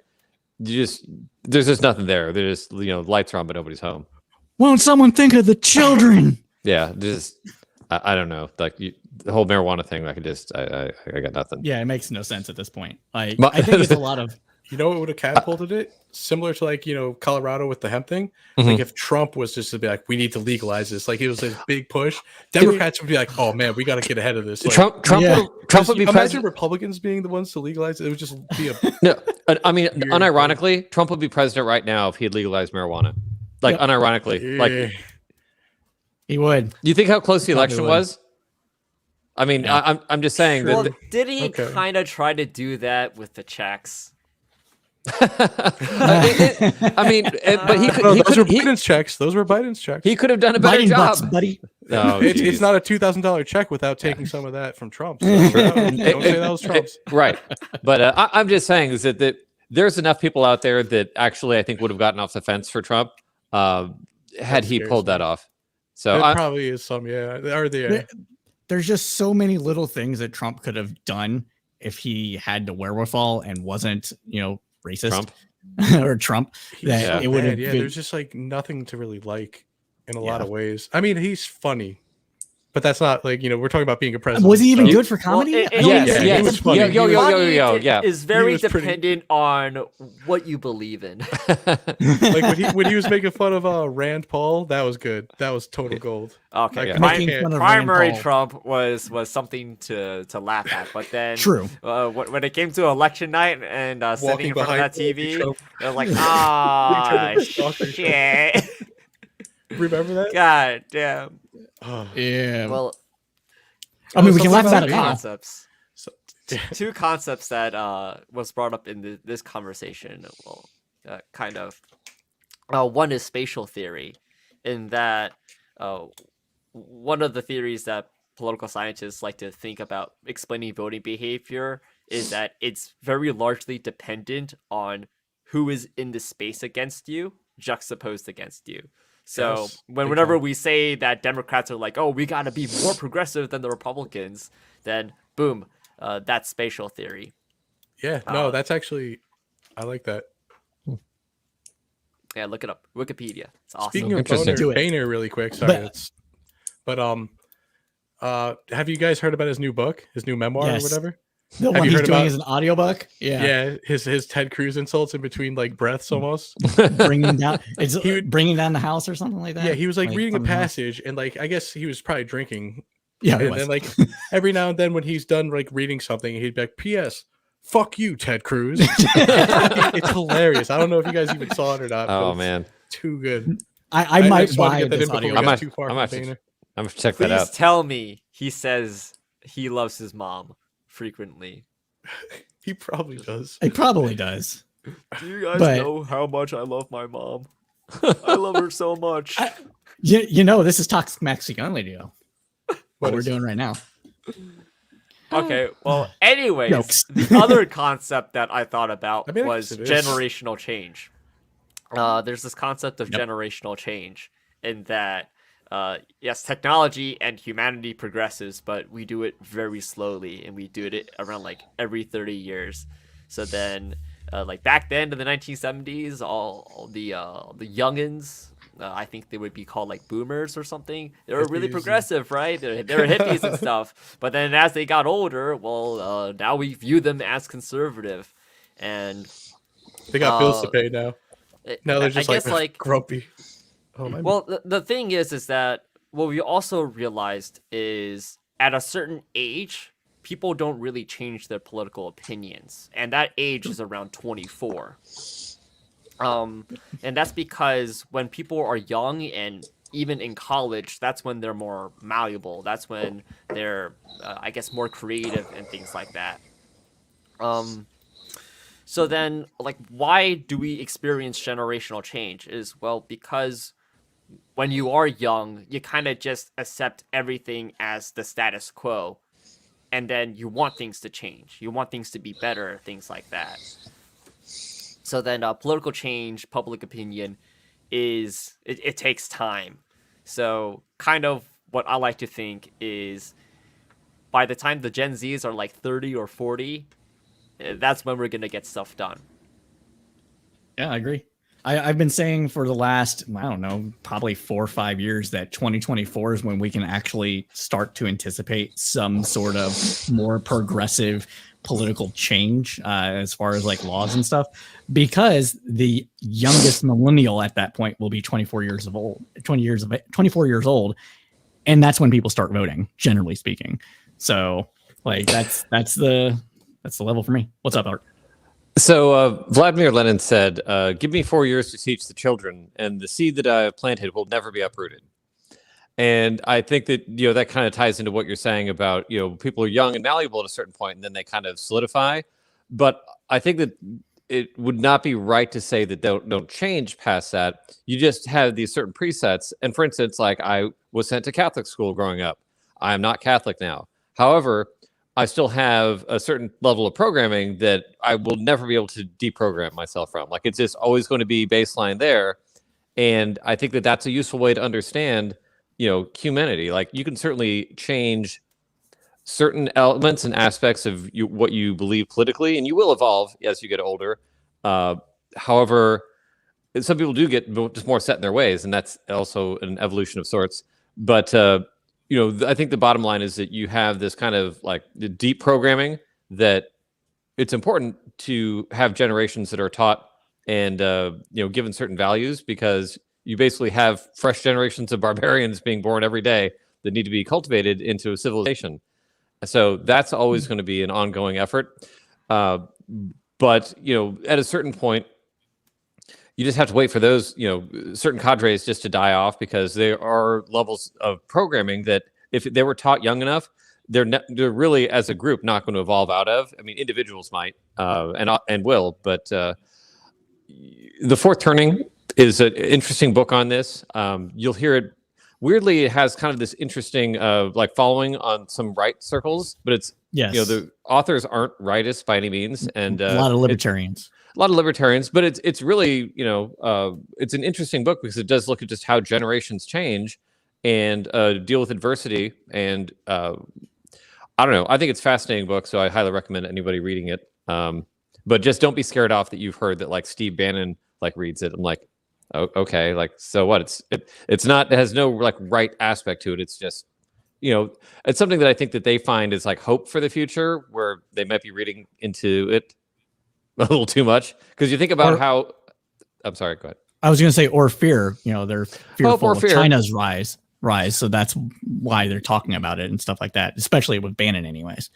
I mean, my take is actually they're just misreading it. I mean, you think about what the current, the Zoomers and the younger generations are raised to believe.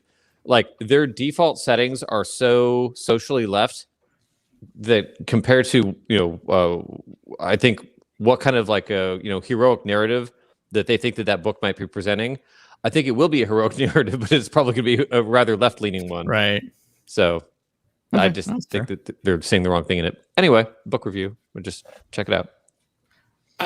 I think we would be remiss if we did not talk about, and I hate to do this on a somber note, the most recent shooting in Minnesota with, I had their names written down. Crap.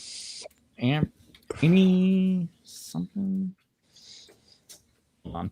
I feel like shit right now. Dante Wright. Dante Wright, but Amy Porter, I think is Kim Potter. Kim Potter. Okay, I was close. So could you say the names again? Sorry. Yeah, it's I don't know how to pronounce the first name, but it's okay. Daunte. Dante. That's how I'm pronouncing it right. Who was 20 years old, and the officer was Kim Potter. Kim Potter. And, this is, during the height of the Chauvin trial, already has been relieved of duty, has already been charged with second-degree manslaughter. For people that did not watch the video, and I do not hold this against anybody, it is very troubling to watch these videos over and over again. When she does pull her gun to use, she yells out "taser, taser, taser," and then shoots him, and then looks very surprised and a miss of when she actually shoots him and says, "Oh my God, I shot him." You can barely faintly hear it in the audio. I'm not one to promote conspiracy theories. I'm taking this at face value. However, there's been 3 days of protest for the shooting, rightfully so. People do not believe that this was an accidental shooting. How do you have an officer that's been trained 20 years on the force that goes through these kind of trainings all the time with the weapon being on the opposite side of the gun, where the actual firearm is located, pull the taser and pull the gun and think it's their taser, right? Different weights and everything like that. I don't know what that's the long story short of the things that are happening with this. Do we think this might have any impact on the Chauvin trial? Do we think that Minnesota is going to see massive police reform because of this happening now? What do we think the larger social political ramifications of these incidences happening way too often may be.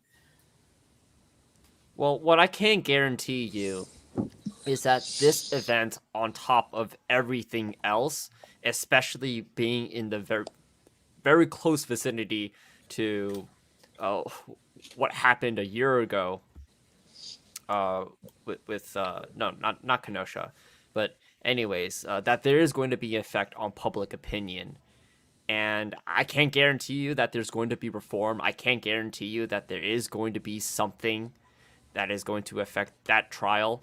But what I can guarantee you is that people are going to be upset and that people are going to be talking about this. This will continue to be a salient issue until it stops. And the thing is that that's how it's going to play out.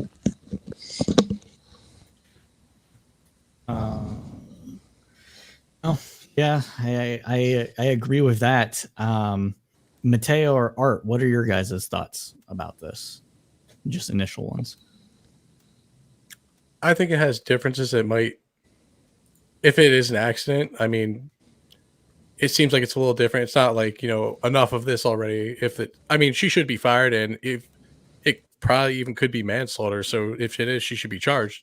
But at the same time, I don't think it's really second-degree manslaughter. At the same time, this doesn't look like it. I mean, if it was an accident, it's definitely not a case of police brutality, unless he shouldn't have been tasered. If he shouldn't have been, if tasering him was over the line, and this was an accident, then yeah, she's totally out of line. But if tasering was perfectly fine and she actually shot him, I think it's a different thing than police brutality. It seems like she just really screwed up and killed someone, like really, really screwed up. Art? I mean, other than Sorry. Not done. No, you're not done. Go ahead. Yeah. I was just no, you can go. Unpopular opinion. I think it was an accident. I mean, I know that it's easy to be sitting in a nice quiet room and imagine yourself with like a taser and a gun and saying, well, that's a gun and that's a taser.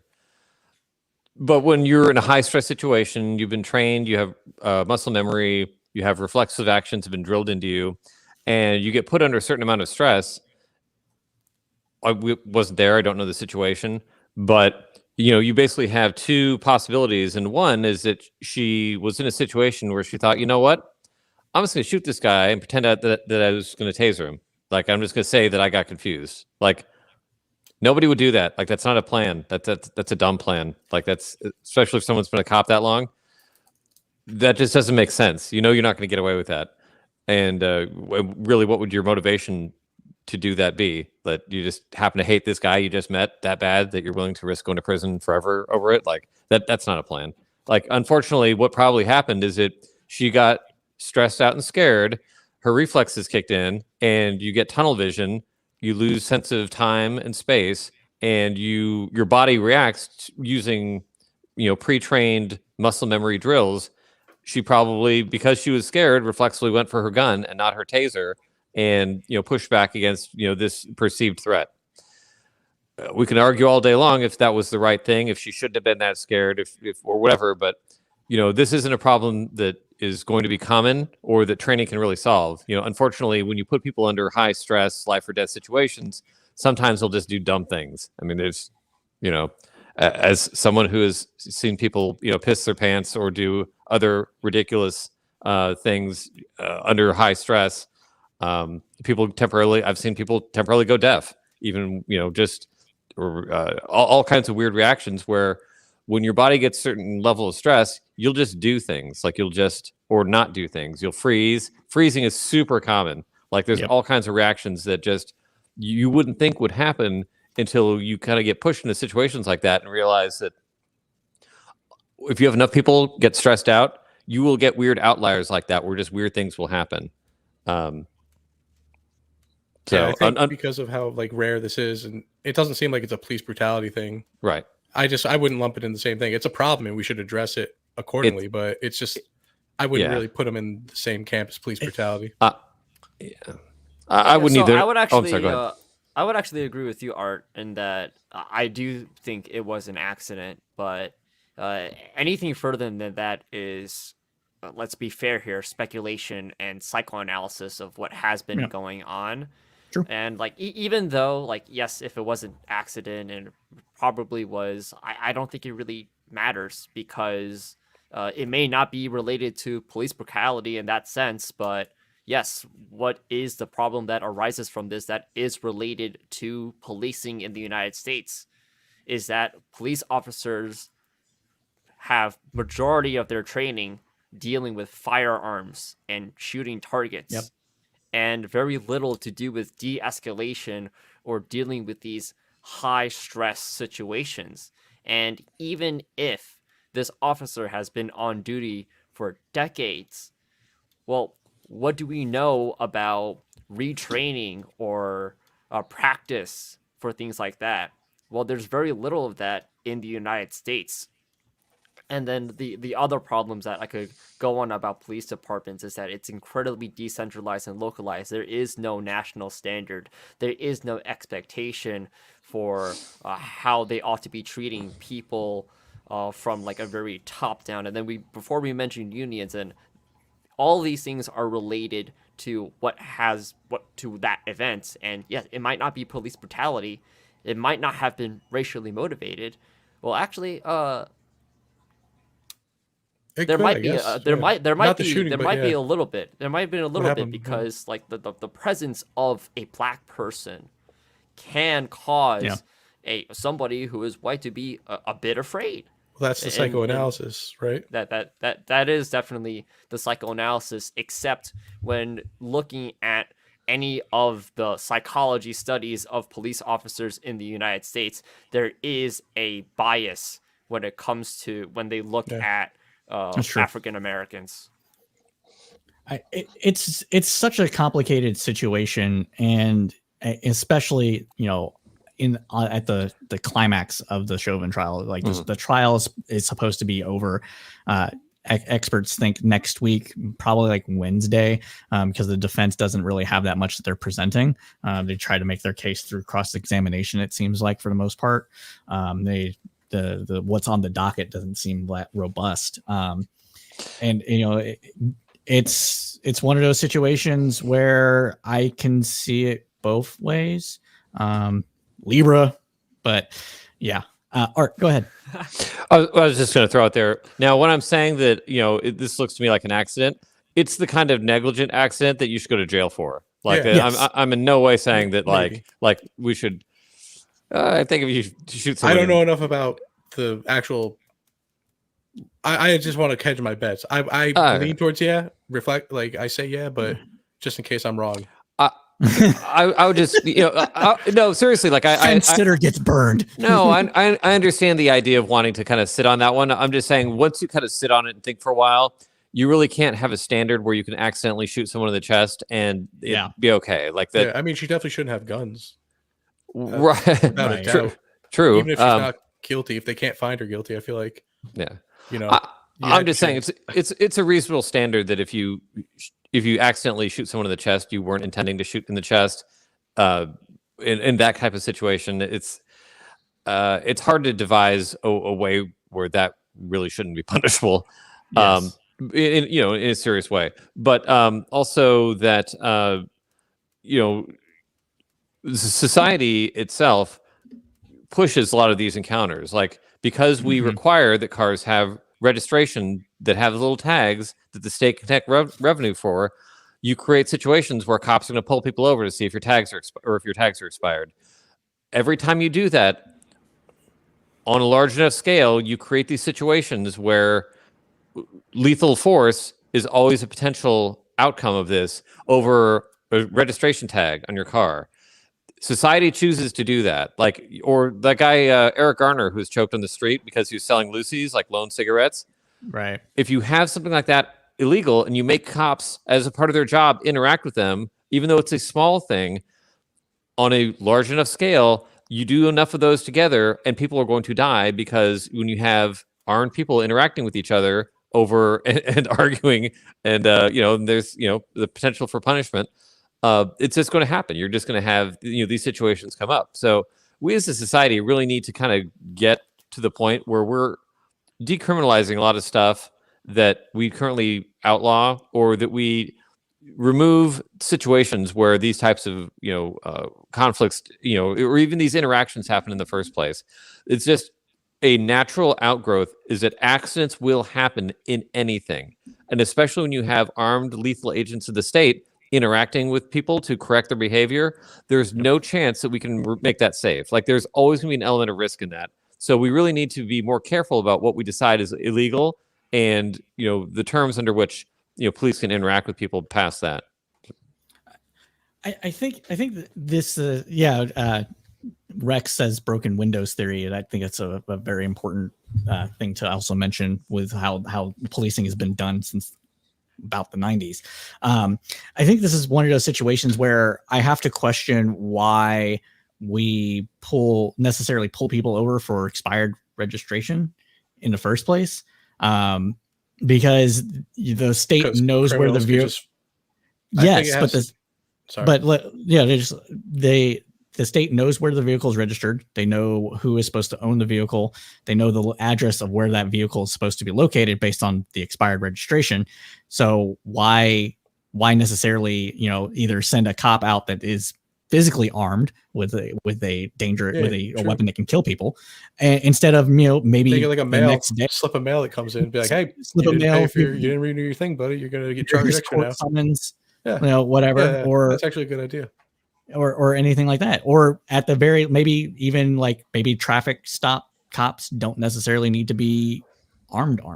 These are the kind of things that we're talking about as a society of what police reform can actually look like. I think a lot of these are also smaller towns where it's not necessarily like they could just divide up all the labor like that. True. Like, I think especially when you the city was 50,000. So yeah, this is fairly small. But go ahead. Sorry. No, I was just more about that point, but it's not important. Yeah, like I can't even drive on the toll road here without, if you don't pay, it just takes a picture of your plate and sends you a ticket. Yeah. Like, it's all automated. There's no reason you couldn't do that with registration as well, and just remove that element from the police and just make it an automated function of the state where it's just like, hey, you own that car, mails you a ticket. I mean, at a certain point, I don't know. I guess there's limits to anything, but that would solve most of that problem. And there's a lot of things we could do to get around these interactions. And again, to go back to like marijuana legalization, people just saying that they smelled weed in your car lets them search your car, or for police officers. Even when they don't smell weed. Even when they don't smell weed, because I smelled weed. Who's to say? So you have, you know what I mean? So you have a lot of these potential interactions that are created because we just like making shit illegal because we're just a hard ass nation of people that like punitive justice. So we really need to get past that, and that would go a long way towards better policing by not asking cops to do stupid shit. I 100% agree with that. Does anybody else want to weigh in on this topic a little bit more before we go to our final topic? All right. So for the final topic today, and this is a fun one, I want to cap it off with something fun. For those that may not be aware, over the last couple of weeks, Jordan Peterson has been turned into Hydra. He has been turned into the Red Skull, and he has embraced it fully.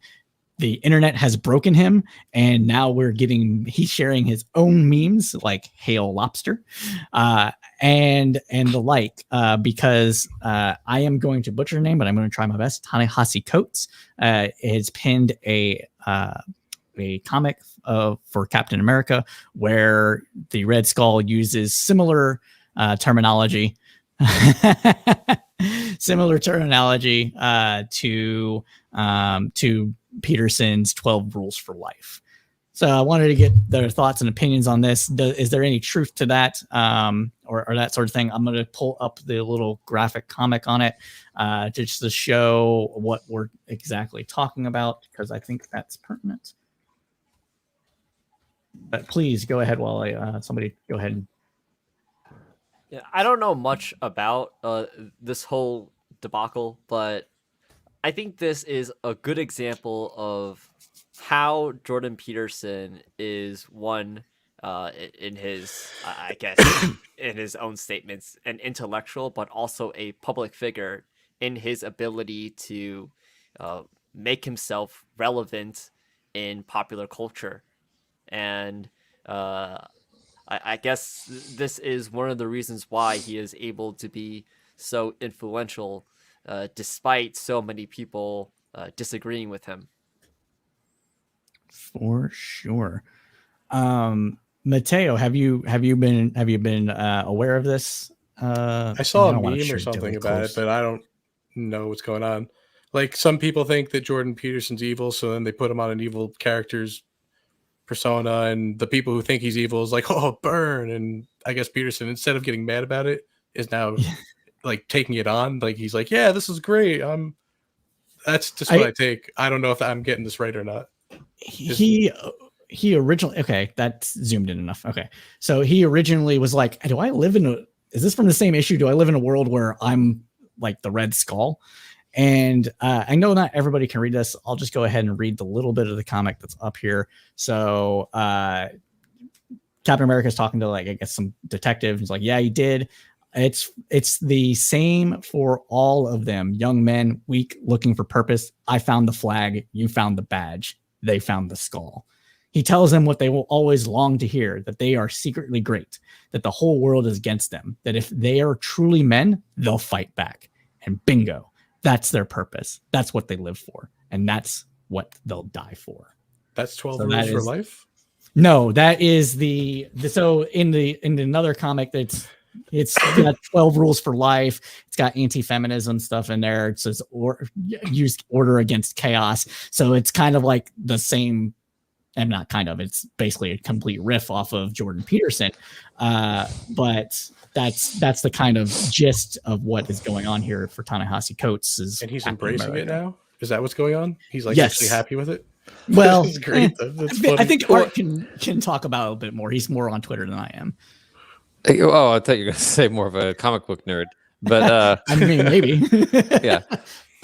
No, he was definitely like hurt and offended at first, and then just decided to own it and have fun with it. So he definitely had an emotional journey with it. But I think he and Coates have crossed swords in the past. So this is just a little bit of continued sparring in a rather elegant way through the forms of culture. So the issue with Peterson is, and this is like a lot of the IDW guys, is that they themselves are relatively benign in most ways. Like they just tend to attract a right-leaning fan base because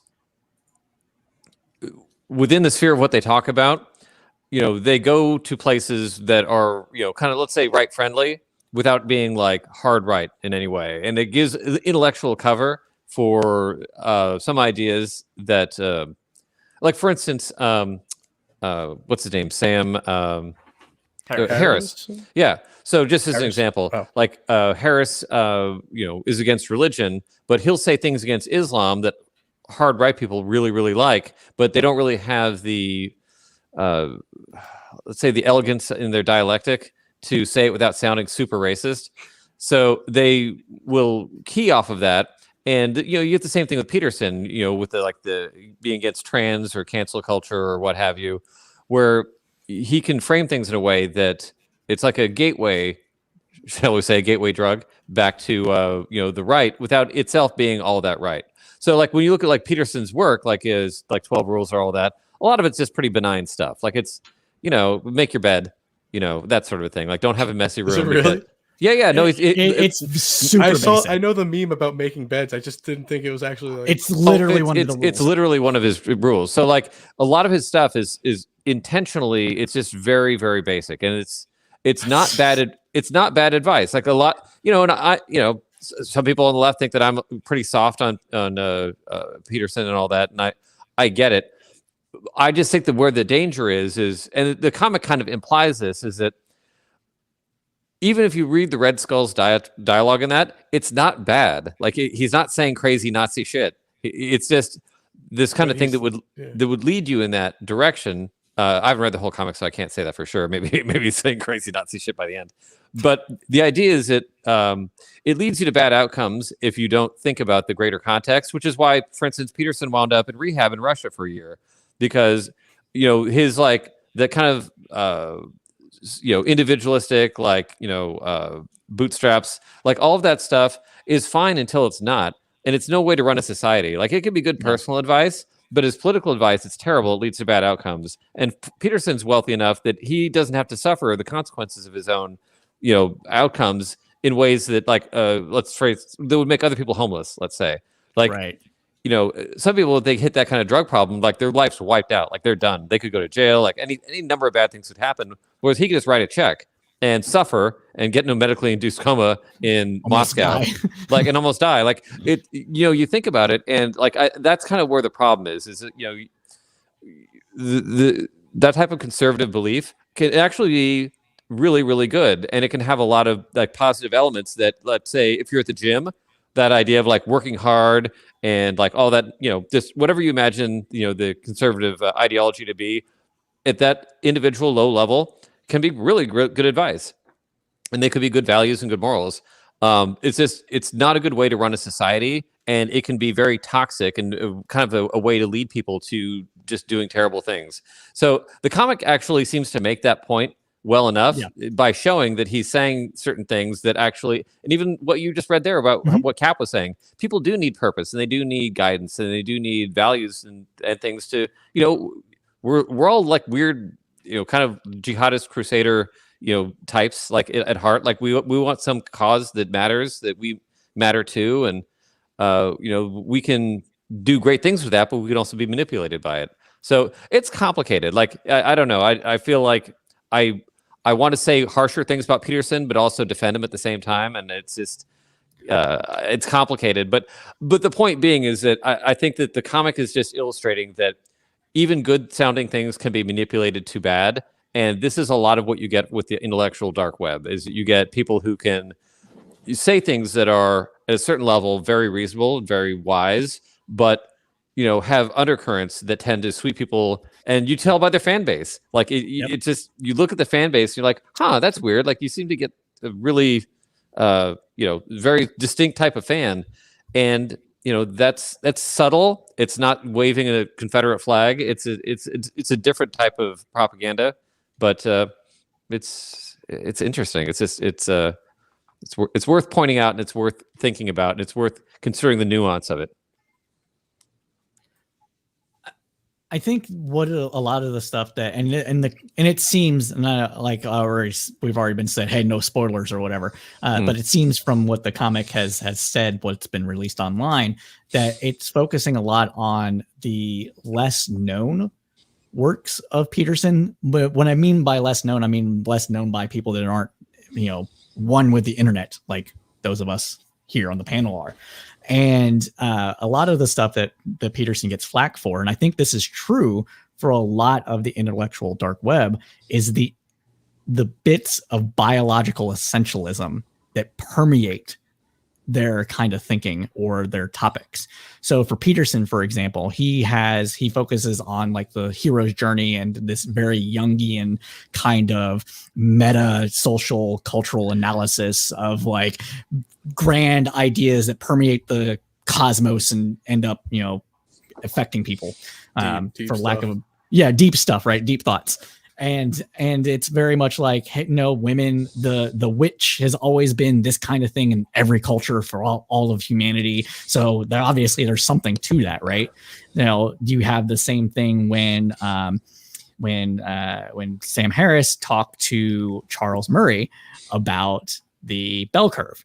And with the bell curve, there's this idea that, different, that's got a little bit of biological essentialism, a little bit of race realism in it, where on average, supposedly, and I reject this completely, but according to Murray, there's a difference in IQ between different ethnicities or races. And you see it with the Weinsteins, and I don't recall his wife's name. So the Weinstein brothers, but I don't recall her name right now. Heather Hang, with biological essentialism with trans people. And that is really where, in my opinion, they get a lot of their fan base from the right with. Anybody have a different opinion on that? Do you think I summarized it pretty well? True. Okay. I think it's true.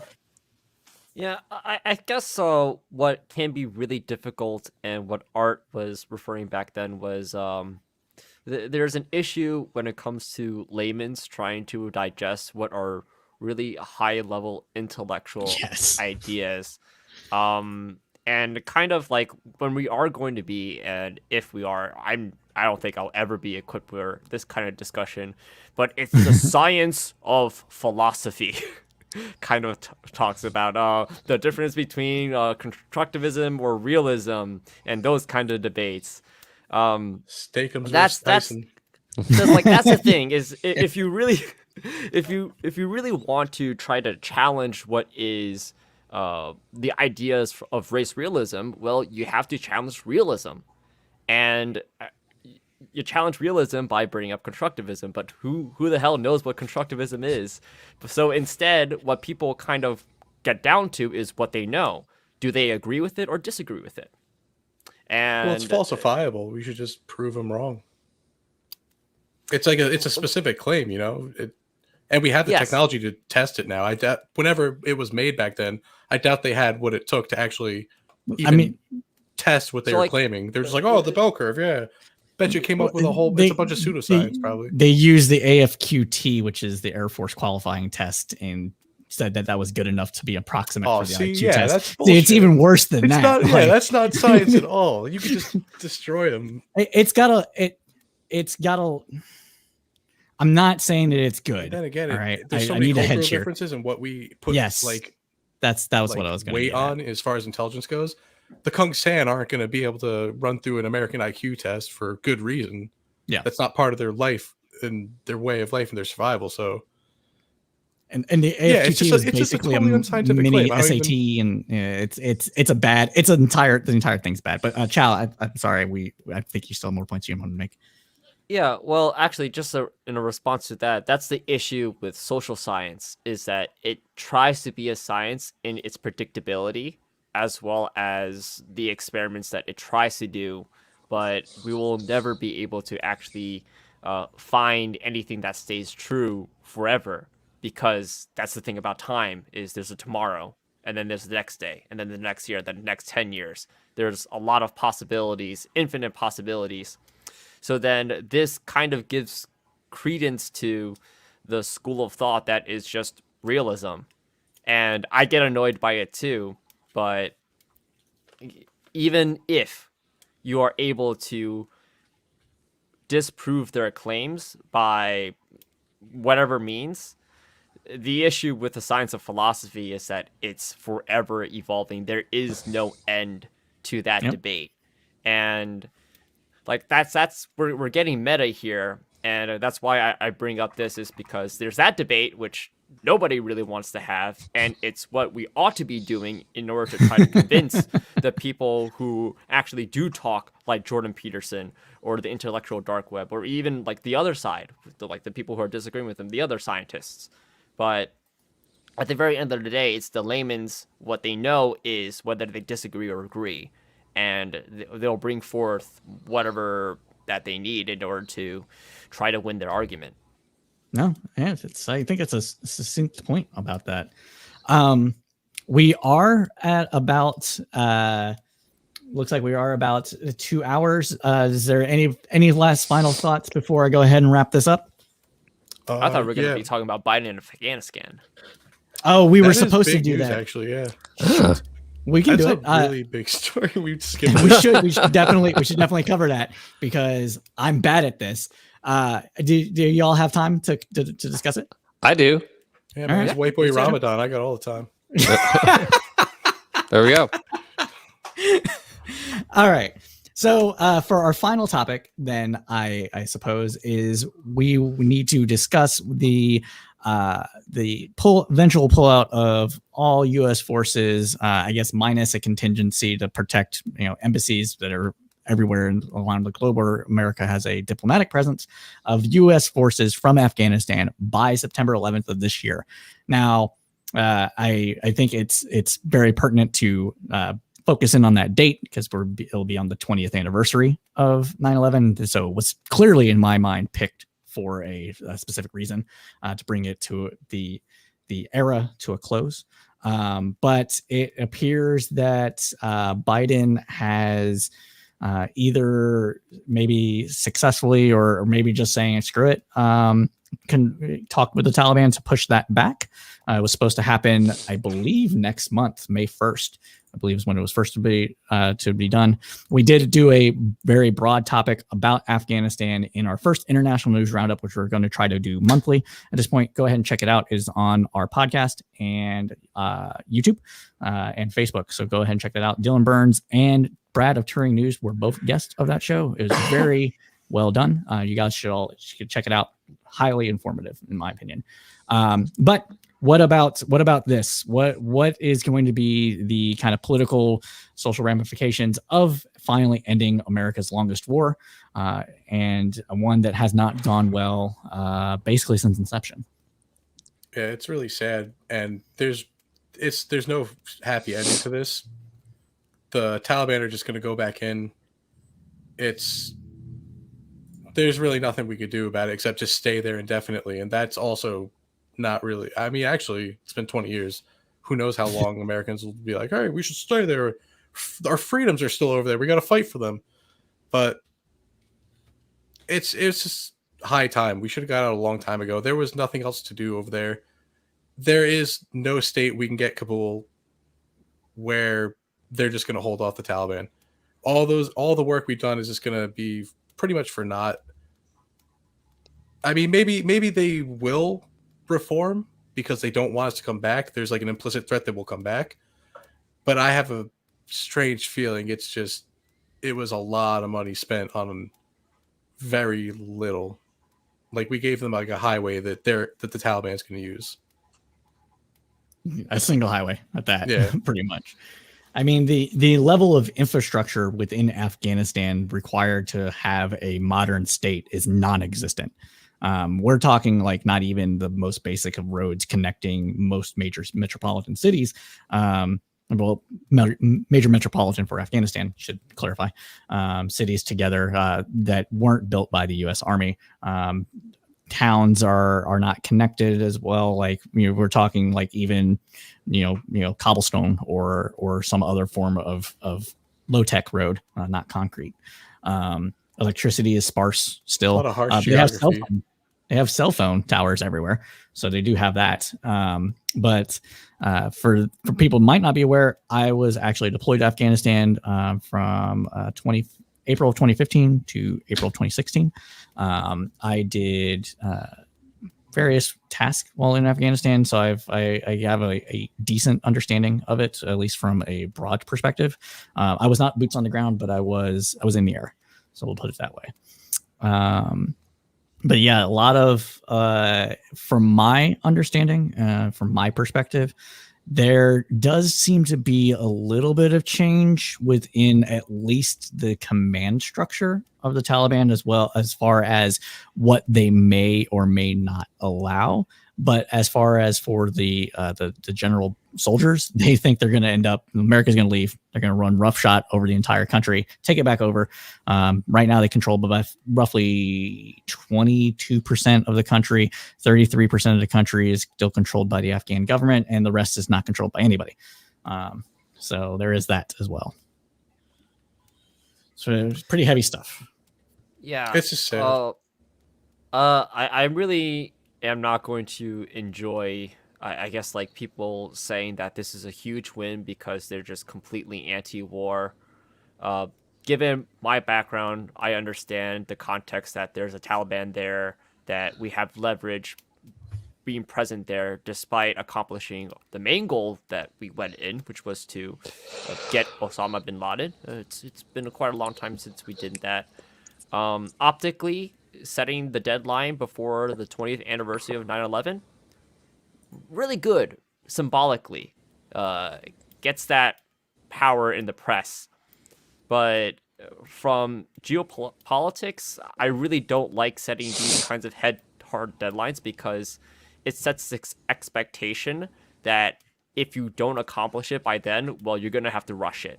And I'm never going to be in support of a rushed military withdrawal, especially for the case of Afghanistan, where our presence there is very impactful in the present situation as well as the future situation. Now, I guess like what I really do hope, and this is the punchline, is that the Biden administration doesn't rush it, and that they do it methodically, and they make sure that even though it's not going to be a complete win, getting out is going to be in the best interest of both the Afghan people as well as the American people. And from what I have also read is that the Biden administration will still continue infrastructure and other kinds of support that is not military. And this is stuff that should have been done to begin with, not just in the beginning of the 2000s, but after the Soviet withdrawal. With that war going on, the United States should have been funding civil society organizations, rebuilding efforts in order to, well, make Afghanistan have the capacity to even function as a centralized government. As Cypher, you've already said, there's a big chunk of the country that's not connected, that nobody controls, and how are we going to ever have a peaceful, non-violent state like that? It's not possible that way. And go ahead, Mateo. No, go ahead. Because I forgot to mention about the date. I'm not sure. Did he choose to do it by 9/11 or on 9/11? He wants to like have before, the last. It has to be before 9/11. That was the statement. Okay. And yeah. So I didn't know if he. Okay. Yeah, that's cool. I mean, it could be like you said, Senpai. You shouldn't rush it. I mean, it was supposed to be for next month, so pushing it back a little bit is good in that regard. Art, I want your opinions on this. We talked a lot about it on the International News Roundup, but now it's a thing. It seems like it's actually going to be happening. Mm-hmm. And like myself, you were there. So what's your opinion, man? Well, you think about like World War II. America's involvement was approximately 4 years. We put over 16 million people in uniform at various points. Fought a war in every time zone on the planet against a very large and actually, multiple, powerful and well-trained adversaries. Like I said, 4 years.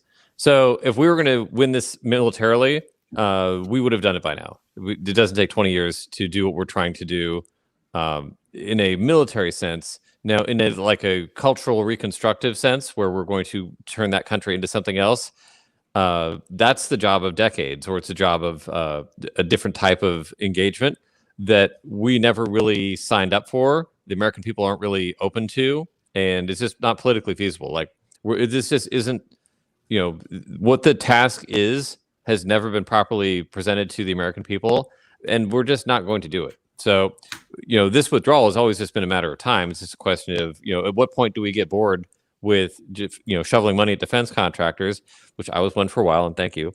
But, at a certain point, it's just, it's so apparent that there's just this Groundhog Day effect of, us doing the same thing over and over again and nothing really changing. And it's only that way because, people are still sold on this idea that it's some kind of war that we can just shoot our way out of. And it's not. I mean, this is a long-term cultural reformatting struggle that's different from other engagements that just doesn't have any benefit for us. The potential threats have been, all eliminated a long time ago. We're now fighting the kids and grandkids of the original Taliban. This is just it's not a productive endeavor at this point. If they want to fight over, who owns, what valley, then that's really no never mind to us. It's simply not. And the potential for them to be a base where terrorist attacks can be launched against the United States is approximately zero at this point. And it's been zero for a long time. And there's just the type of attack that was launched from there is not it just cannot be reproduced. And we've spent a long, long time, hardening our defenses against, that type of threat. So the problem is over. It's contained. There's no value in sticking around any longer. unless we want to stick around a very long time and really get into some white man's burden shit as far as saying, you know what, like we just have to civilize the savages and just make them a certain way. Okay, I mean, if you want to make that argument, you should get up to the microphone and make it. And if you don't, then we need to leave. You know, the military issue is long past, and now this is just a question of like, what is our political goal? So, and we're basically conducting China's foreign policy for them. They share a border with Afghanistan. They have to worry about them. I mean, we're far from that. Sure. No, absolutely.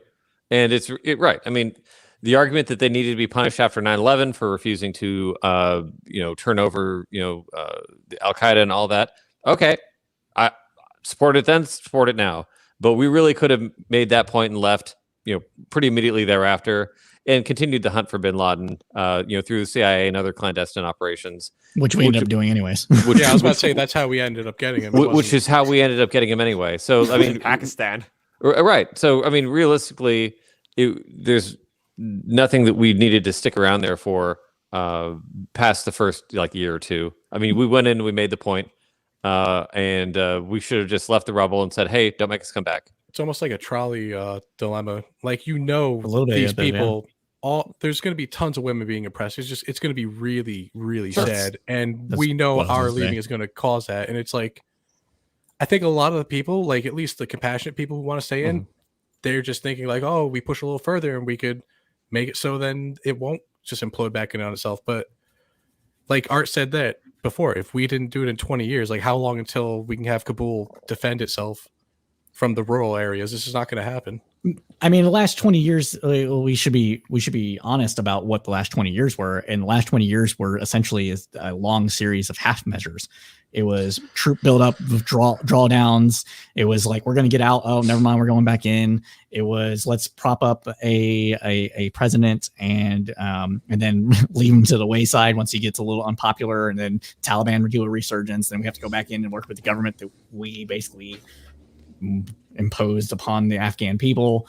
So, I mean, it's one of those situations, and we've had a debate about this with somebody that's in our broader community that thinks we're both fools, but like, we're just not willing politically to do what is necessary to achieve the goals which some of these people actually want to achieve. It's going to have to be a global effort. There's no way around it. Like when we're talking about these like almost isolated parts of the earth, it's going to have to be the entire globe on it. Otherwise, I mean, America has afforded it, I guess, but I doubt that can go indefinitely.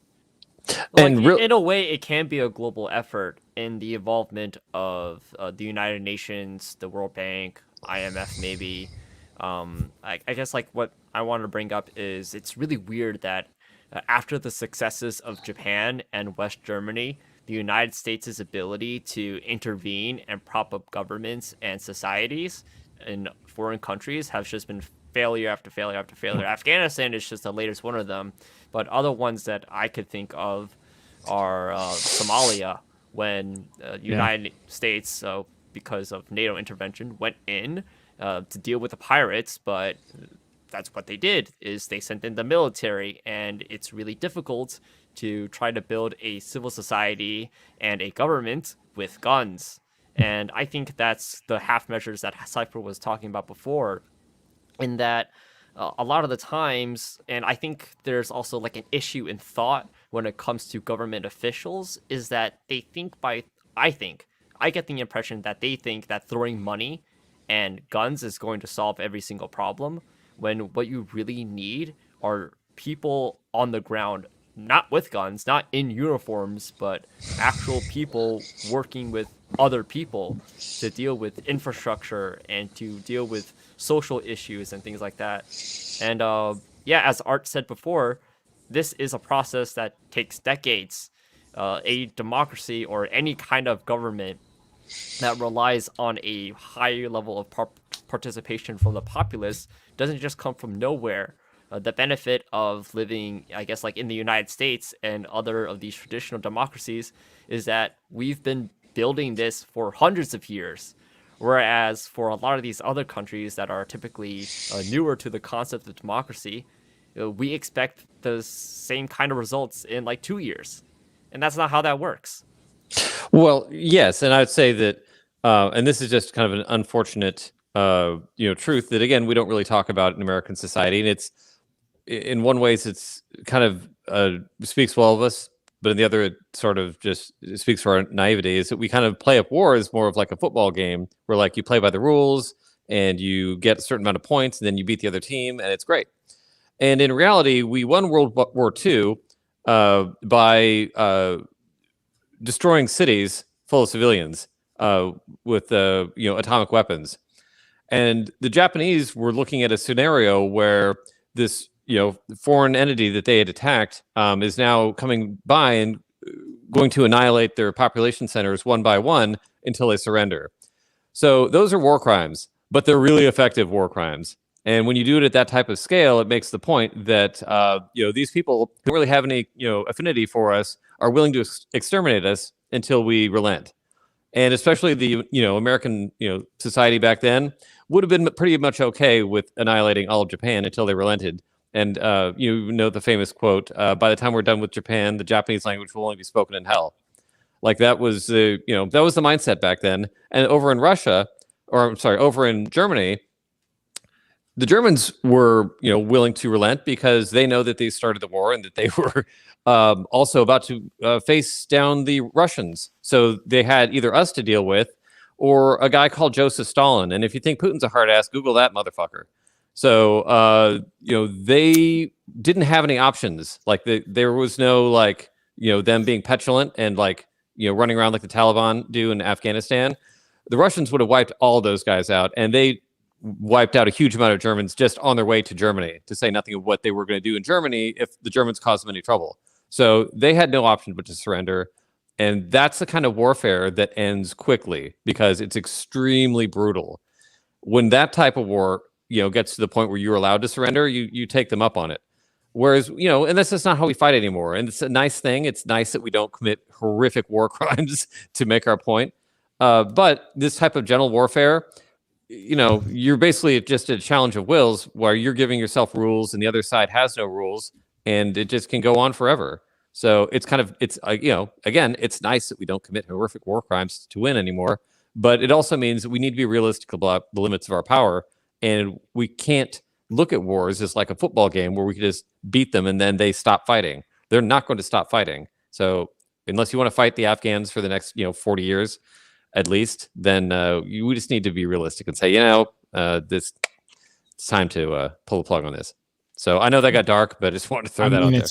It's true. We actually occupied all those countries. We occupied Afghanistan, but again, in kind of a half-ass measure. Chow, do you have something you wanted to say? What Art mentioned reminded me of a theory called subaltern realism, which I believe the author was Ayub, and he argued that one of the things that created states before, like throughout Europe, was war, where you had one group of people conquer another group of people, wipe them out, and then they kind of just spread their territory, and they solidified their culture, and kind of through conquest acquired peace.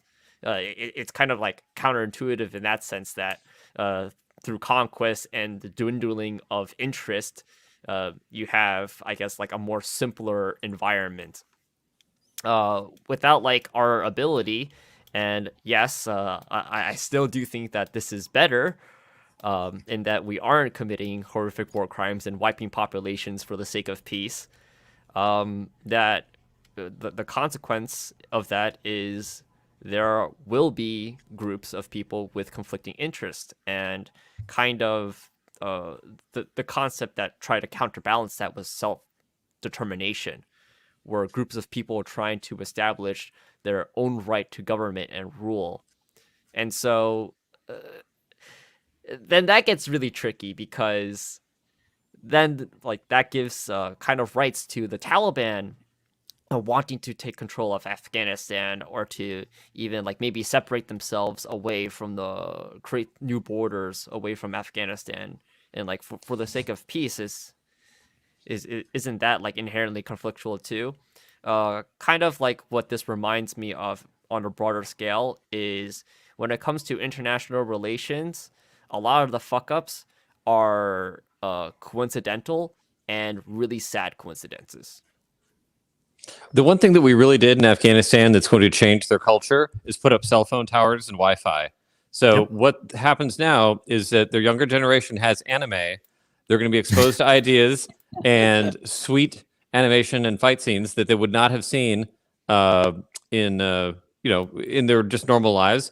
And that opening up is honestly, I mean, it sounds like I'm kind of kidding, but realistically, the problems there is cultural, and the fixes will be cultural, and creating that connection to the outside world where they'll be exposed to ideas. I think I told you guys about one of my buddies back in 2001 went into this remote valley, and their interpreter said that they asked, "Hey, you guys are the Russians, you're back," and he's like, no, we're not Russians, we're Americans. And the guy's like, America, what's that? Like, Same as the old boss. Right. So you take that out and you put in a new kind of a paradigm where you actually have now everyone there has a cell phone. You have people getting computers, Wi-Fi, tablets, and suddenly they're able to see the world. Give that a couple decades and check back in on them. Afghanistan hasn't changed for thousands of years, but now that those towers are up, it's going to change as much as everywhere else in the world is changing. And I think that that's ultimately the best play, is just to plug them in and back up and just let them sort it out. Go ahead. And hopefully people don't start shooting at those cell phone towers because of years. But actually, a real point is that we kind of thought the same way about Iran, and that the backsliding that could very much happen with the Taliban, as well as maybe anybody else who feels the same way, is the rise of fundamentalism. True. As a counterbalance to that kind of modernization, the same kind that happened in Iran. Mm-hmm. Well, I mean, yeah, it's kind of a different situation in Iran though, specifically because of so much American meddling, and the only power structure being the Ayatollah. There's parallels, but on a long enough timeline, the fundamentalism will lose. But you're right; there can always be the potential for backsliding, but that's fine. Make them backslide. Like you still have your kids will grow up and resent you, like in Iran. Like you have the younger generation that doesn't want to live under the theocracy, and at a certain point they're going to win. So and I think to like kind of cap this off is I listened to an interview with Dexter Flinkins on Fresh Air, and one of the things that he pointed out was that the Taliban are now negotiating with their Afghan government counterparts, and they're having to deal with very strong women that they've all tried to assassinate and have lived, walking around in bikinis and that sort of thing. Everything that is like anti fundamentalism, like Christian or Muslim, what have you, and it having an impact on their thinking through the negotiations and things like that. So contact theory. Yeah, so exactly like the story was that a woman was shot. She didn't lose her arm, but it had gotten shattered. So she was like in the cast in her bikini talking to the Afghan commanders that it's still like they're like 80 years old but still controlling everything. And the guy like averted his eyes and like, you're a very dangerous woman, but it was more like a sign of respect in the way that it was said. So I think we may see some changes, but there's going to be a lot of back and forth. Was she wearing a bikini like swimming and something happened? It was one they're negotiating at a very high end hotel. So she had like ran into each other in the hallways and that kind of thing. Right, like not like actual sorry. I was about to say it almost sounds like, I mean, like if you show up, it's like, this is our fucking values. It's like, that's not the time, Okay, but that makes sense. Okay. Yeah. They're at a resort. So I was about to say bikini, that just sounds so that makes sense. But yeah, sorry. I wasn't very clear on that. You think trying to negotiate a treaty in a bikini is unprofessional? Are you gatekeeping attire? Trying to come up with a funny joke, but I can't. Well, with that, everybody, I am sad to say that we are out of time. We hope you liked what you heard, and we know that you did because you stayed with us at the end. So go ahead and smash that like button on wherever you're hearing us. It really does help us out, gets us propagated through the algorithms. If you do Discord, go ahead and join the Discord community. We're trying to build up our Discord community. It's a fun happening place. We're going to have contests and that sort of thing on there. And if you do Facebook, please join the Facebook community. It is Facebook group /Tribune Commons, where we're also doing community building activities, having contests where we actually give out prizes and that sort of thing. And as always, keep your head up. Oh, wait, Art, what's up? I was saying, please spread us like COVID, spread us like COVID at a Republican fundraiser. Yes, please do. And as always, keep your head up through the political storm.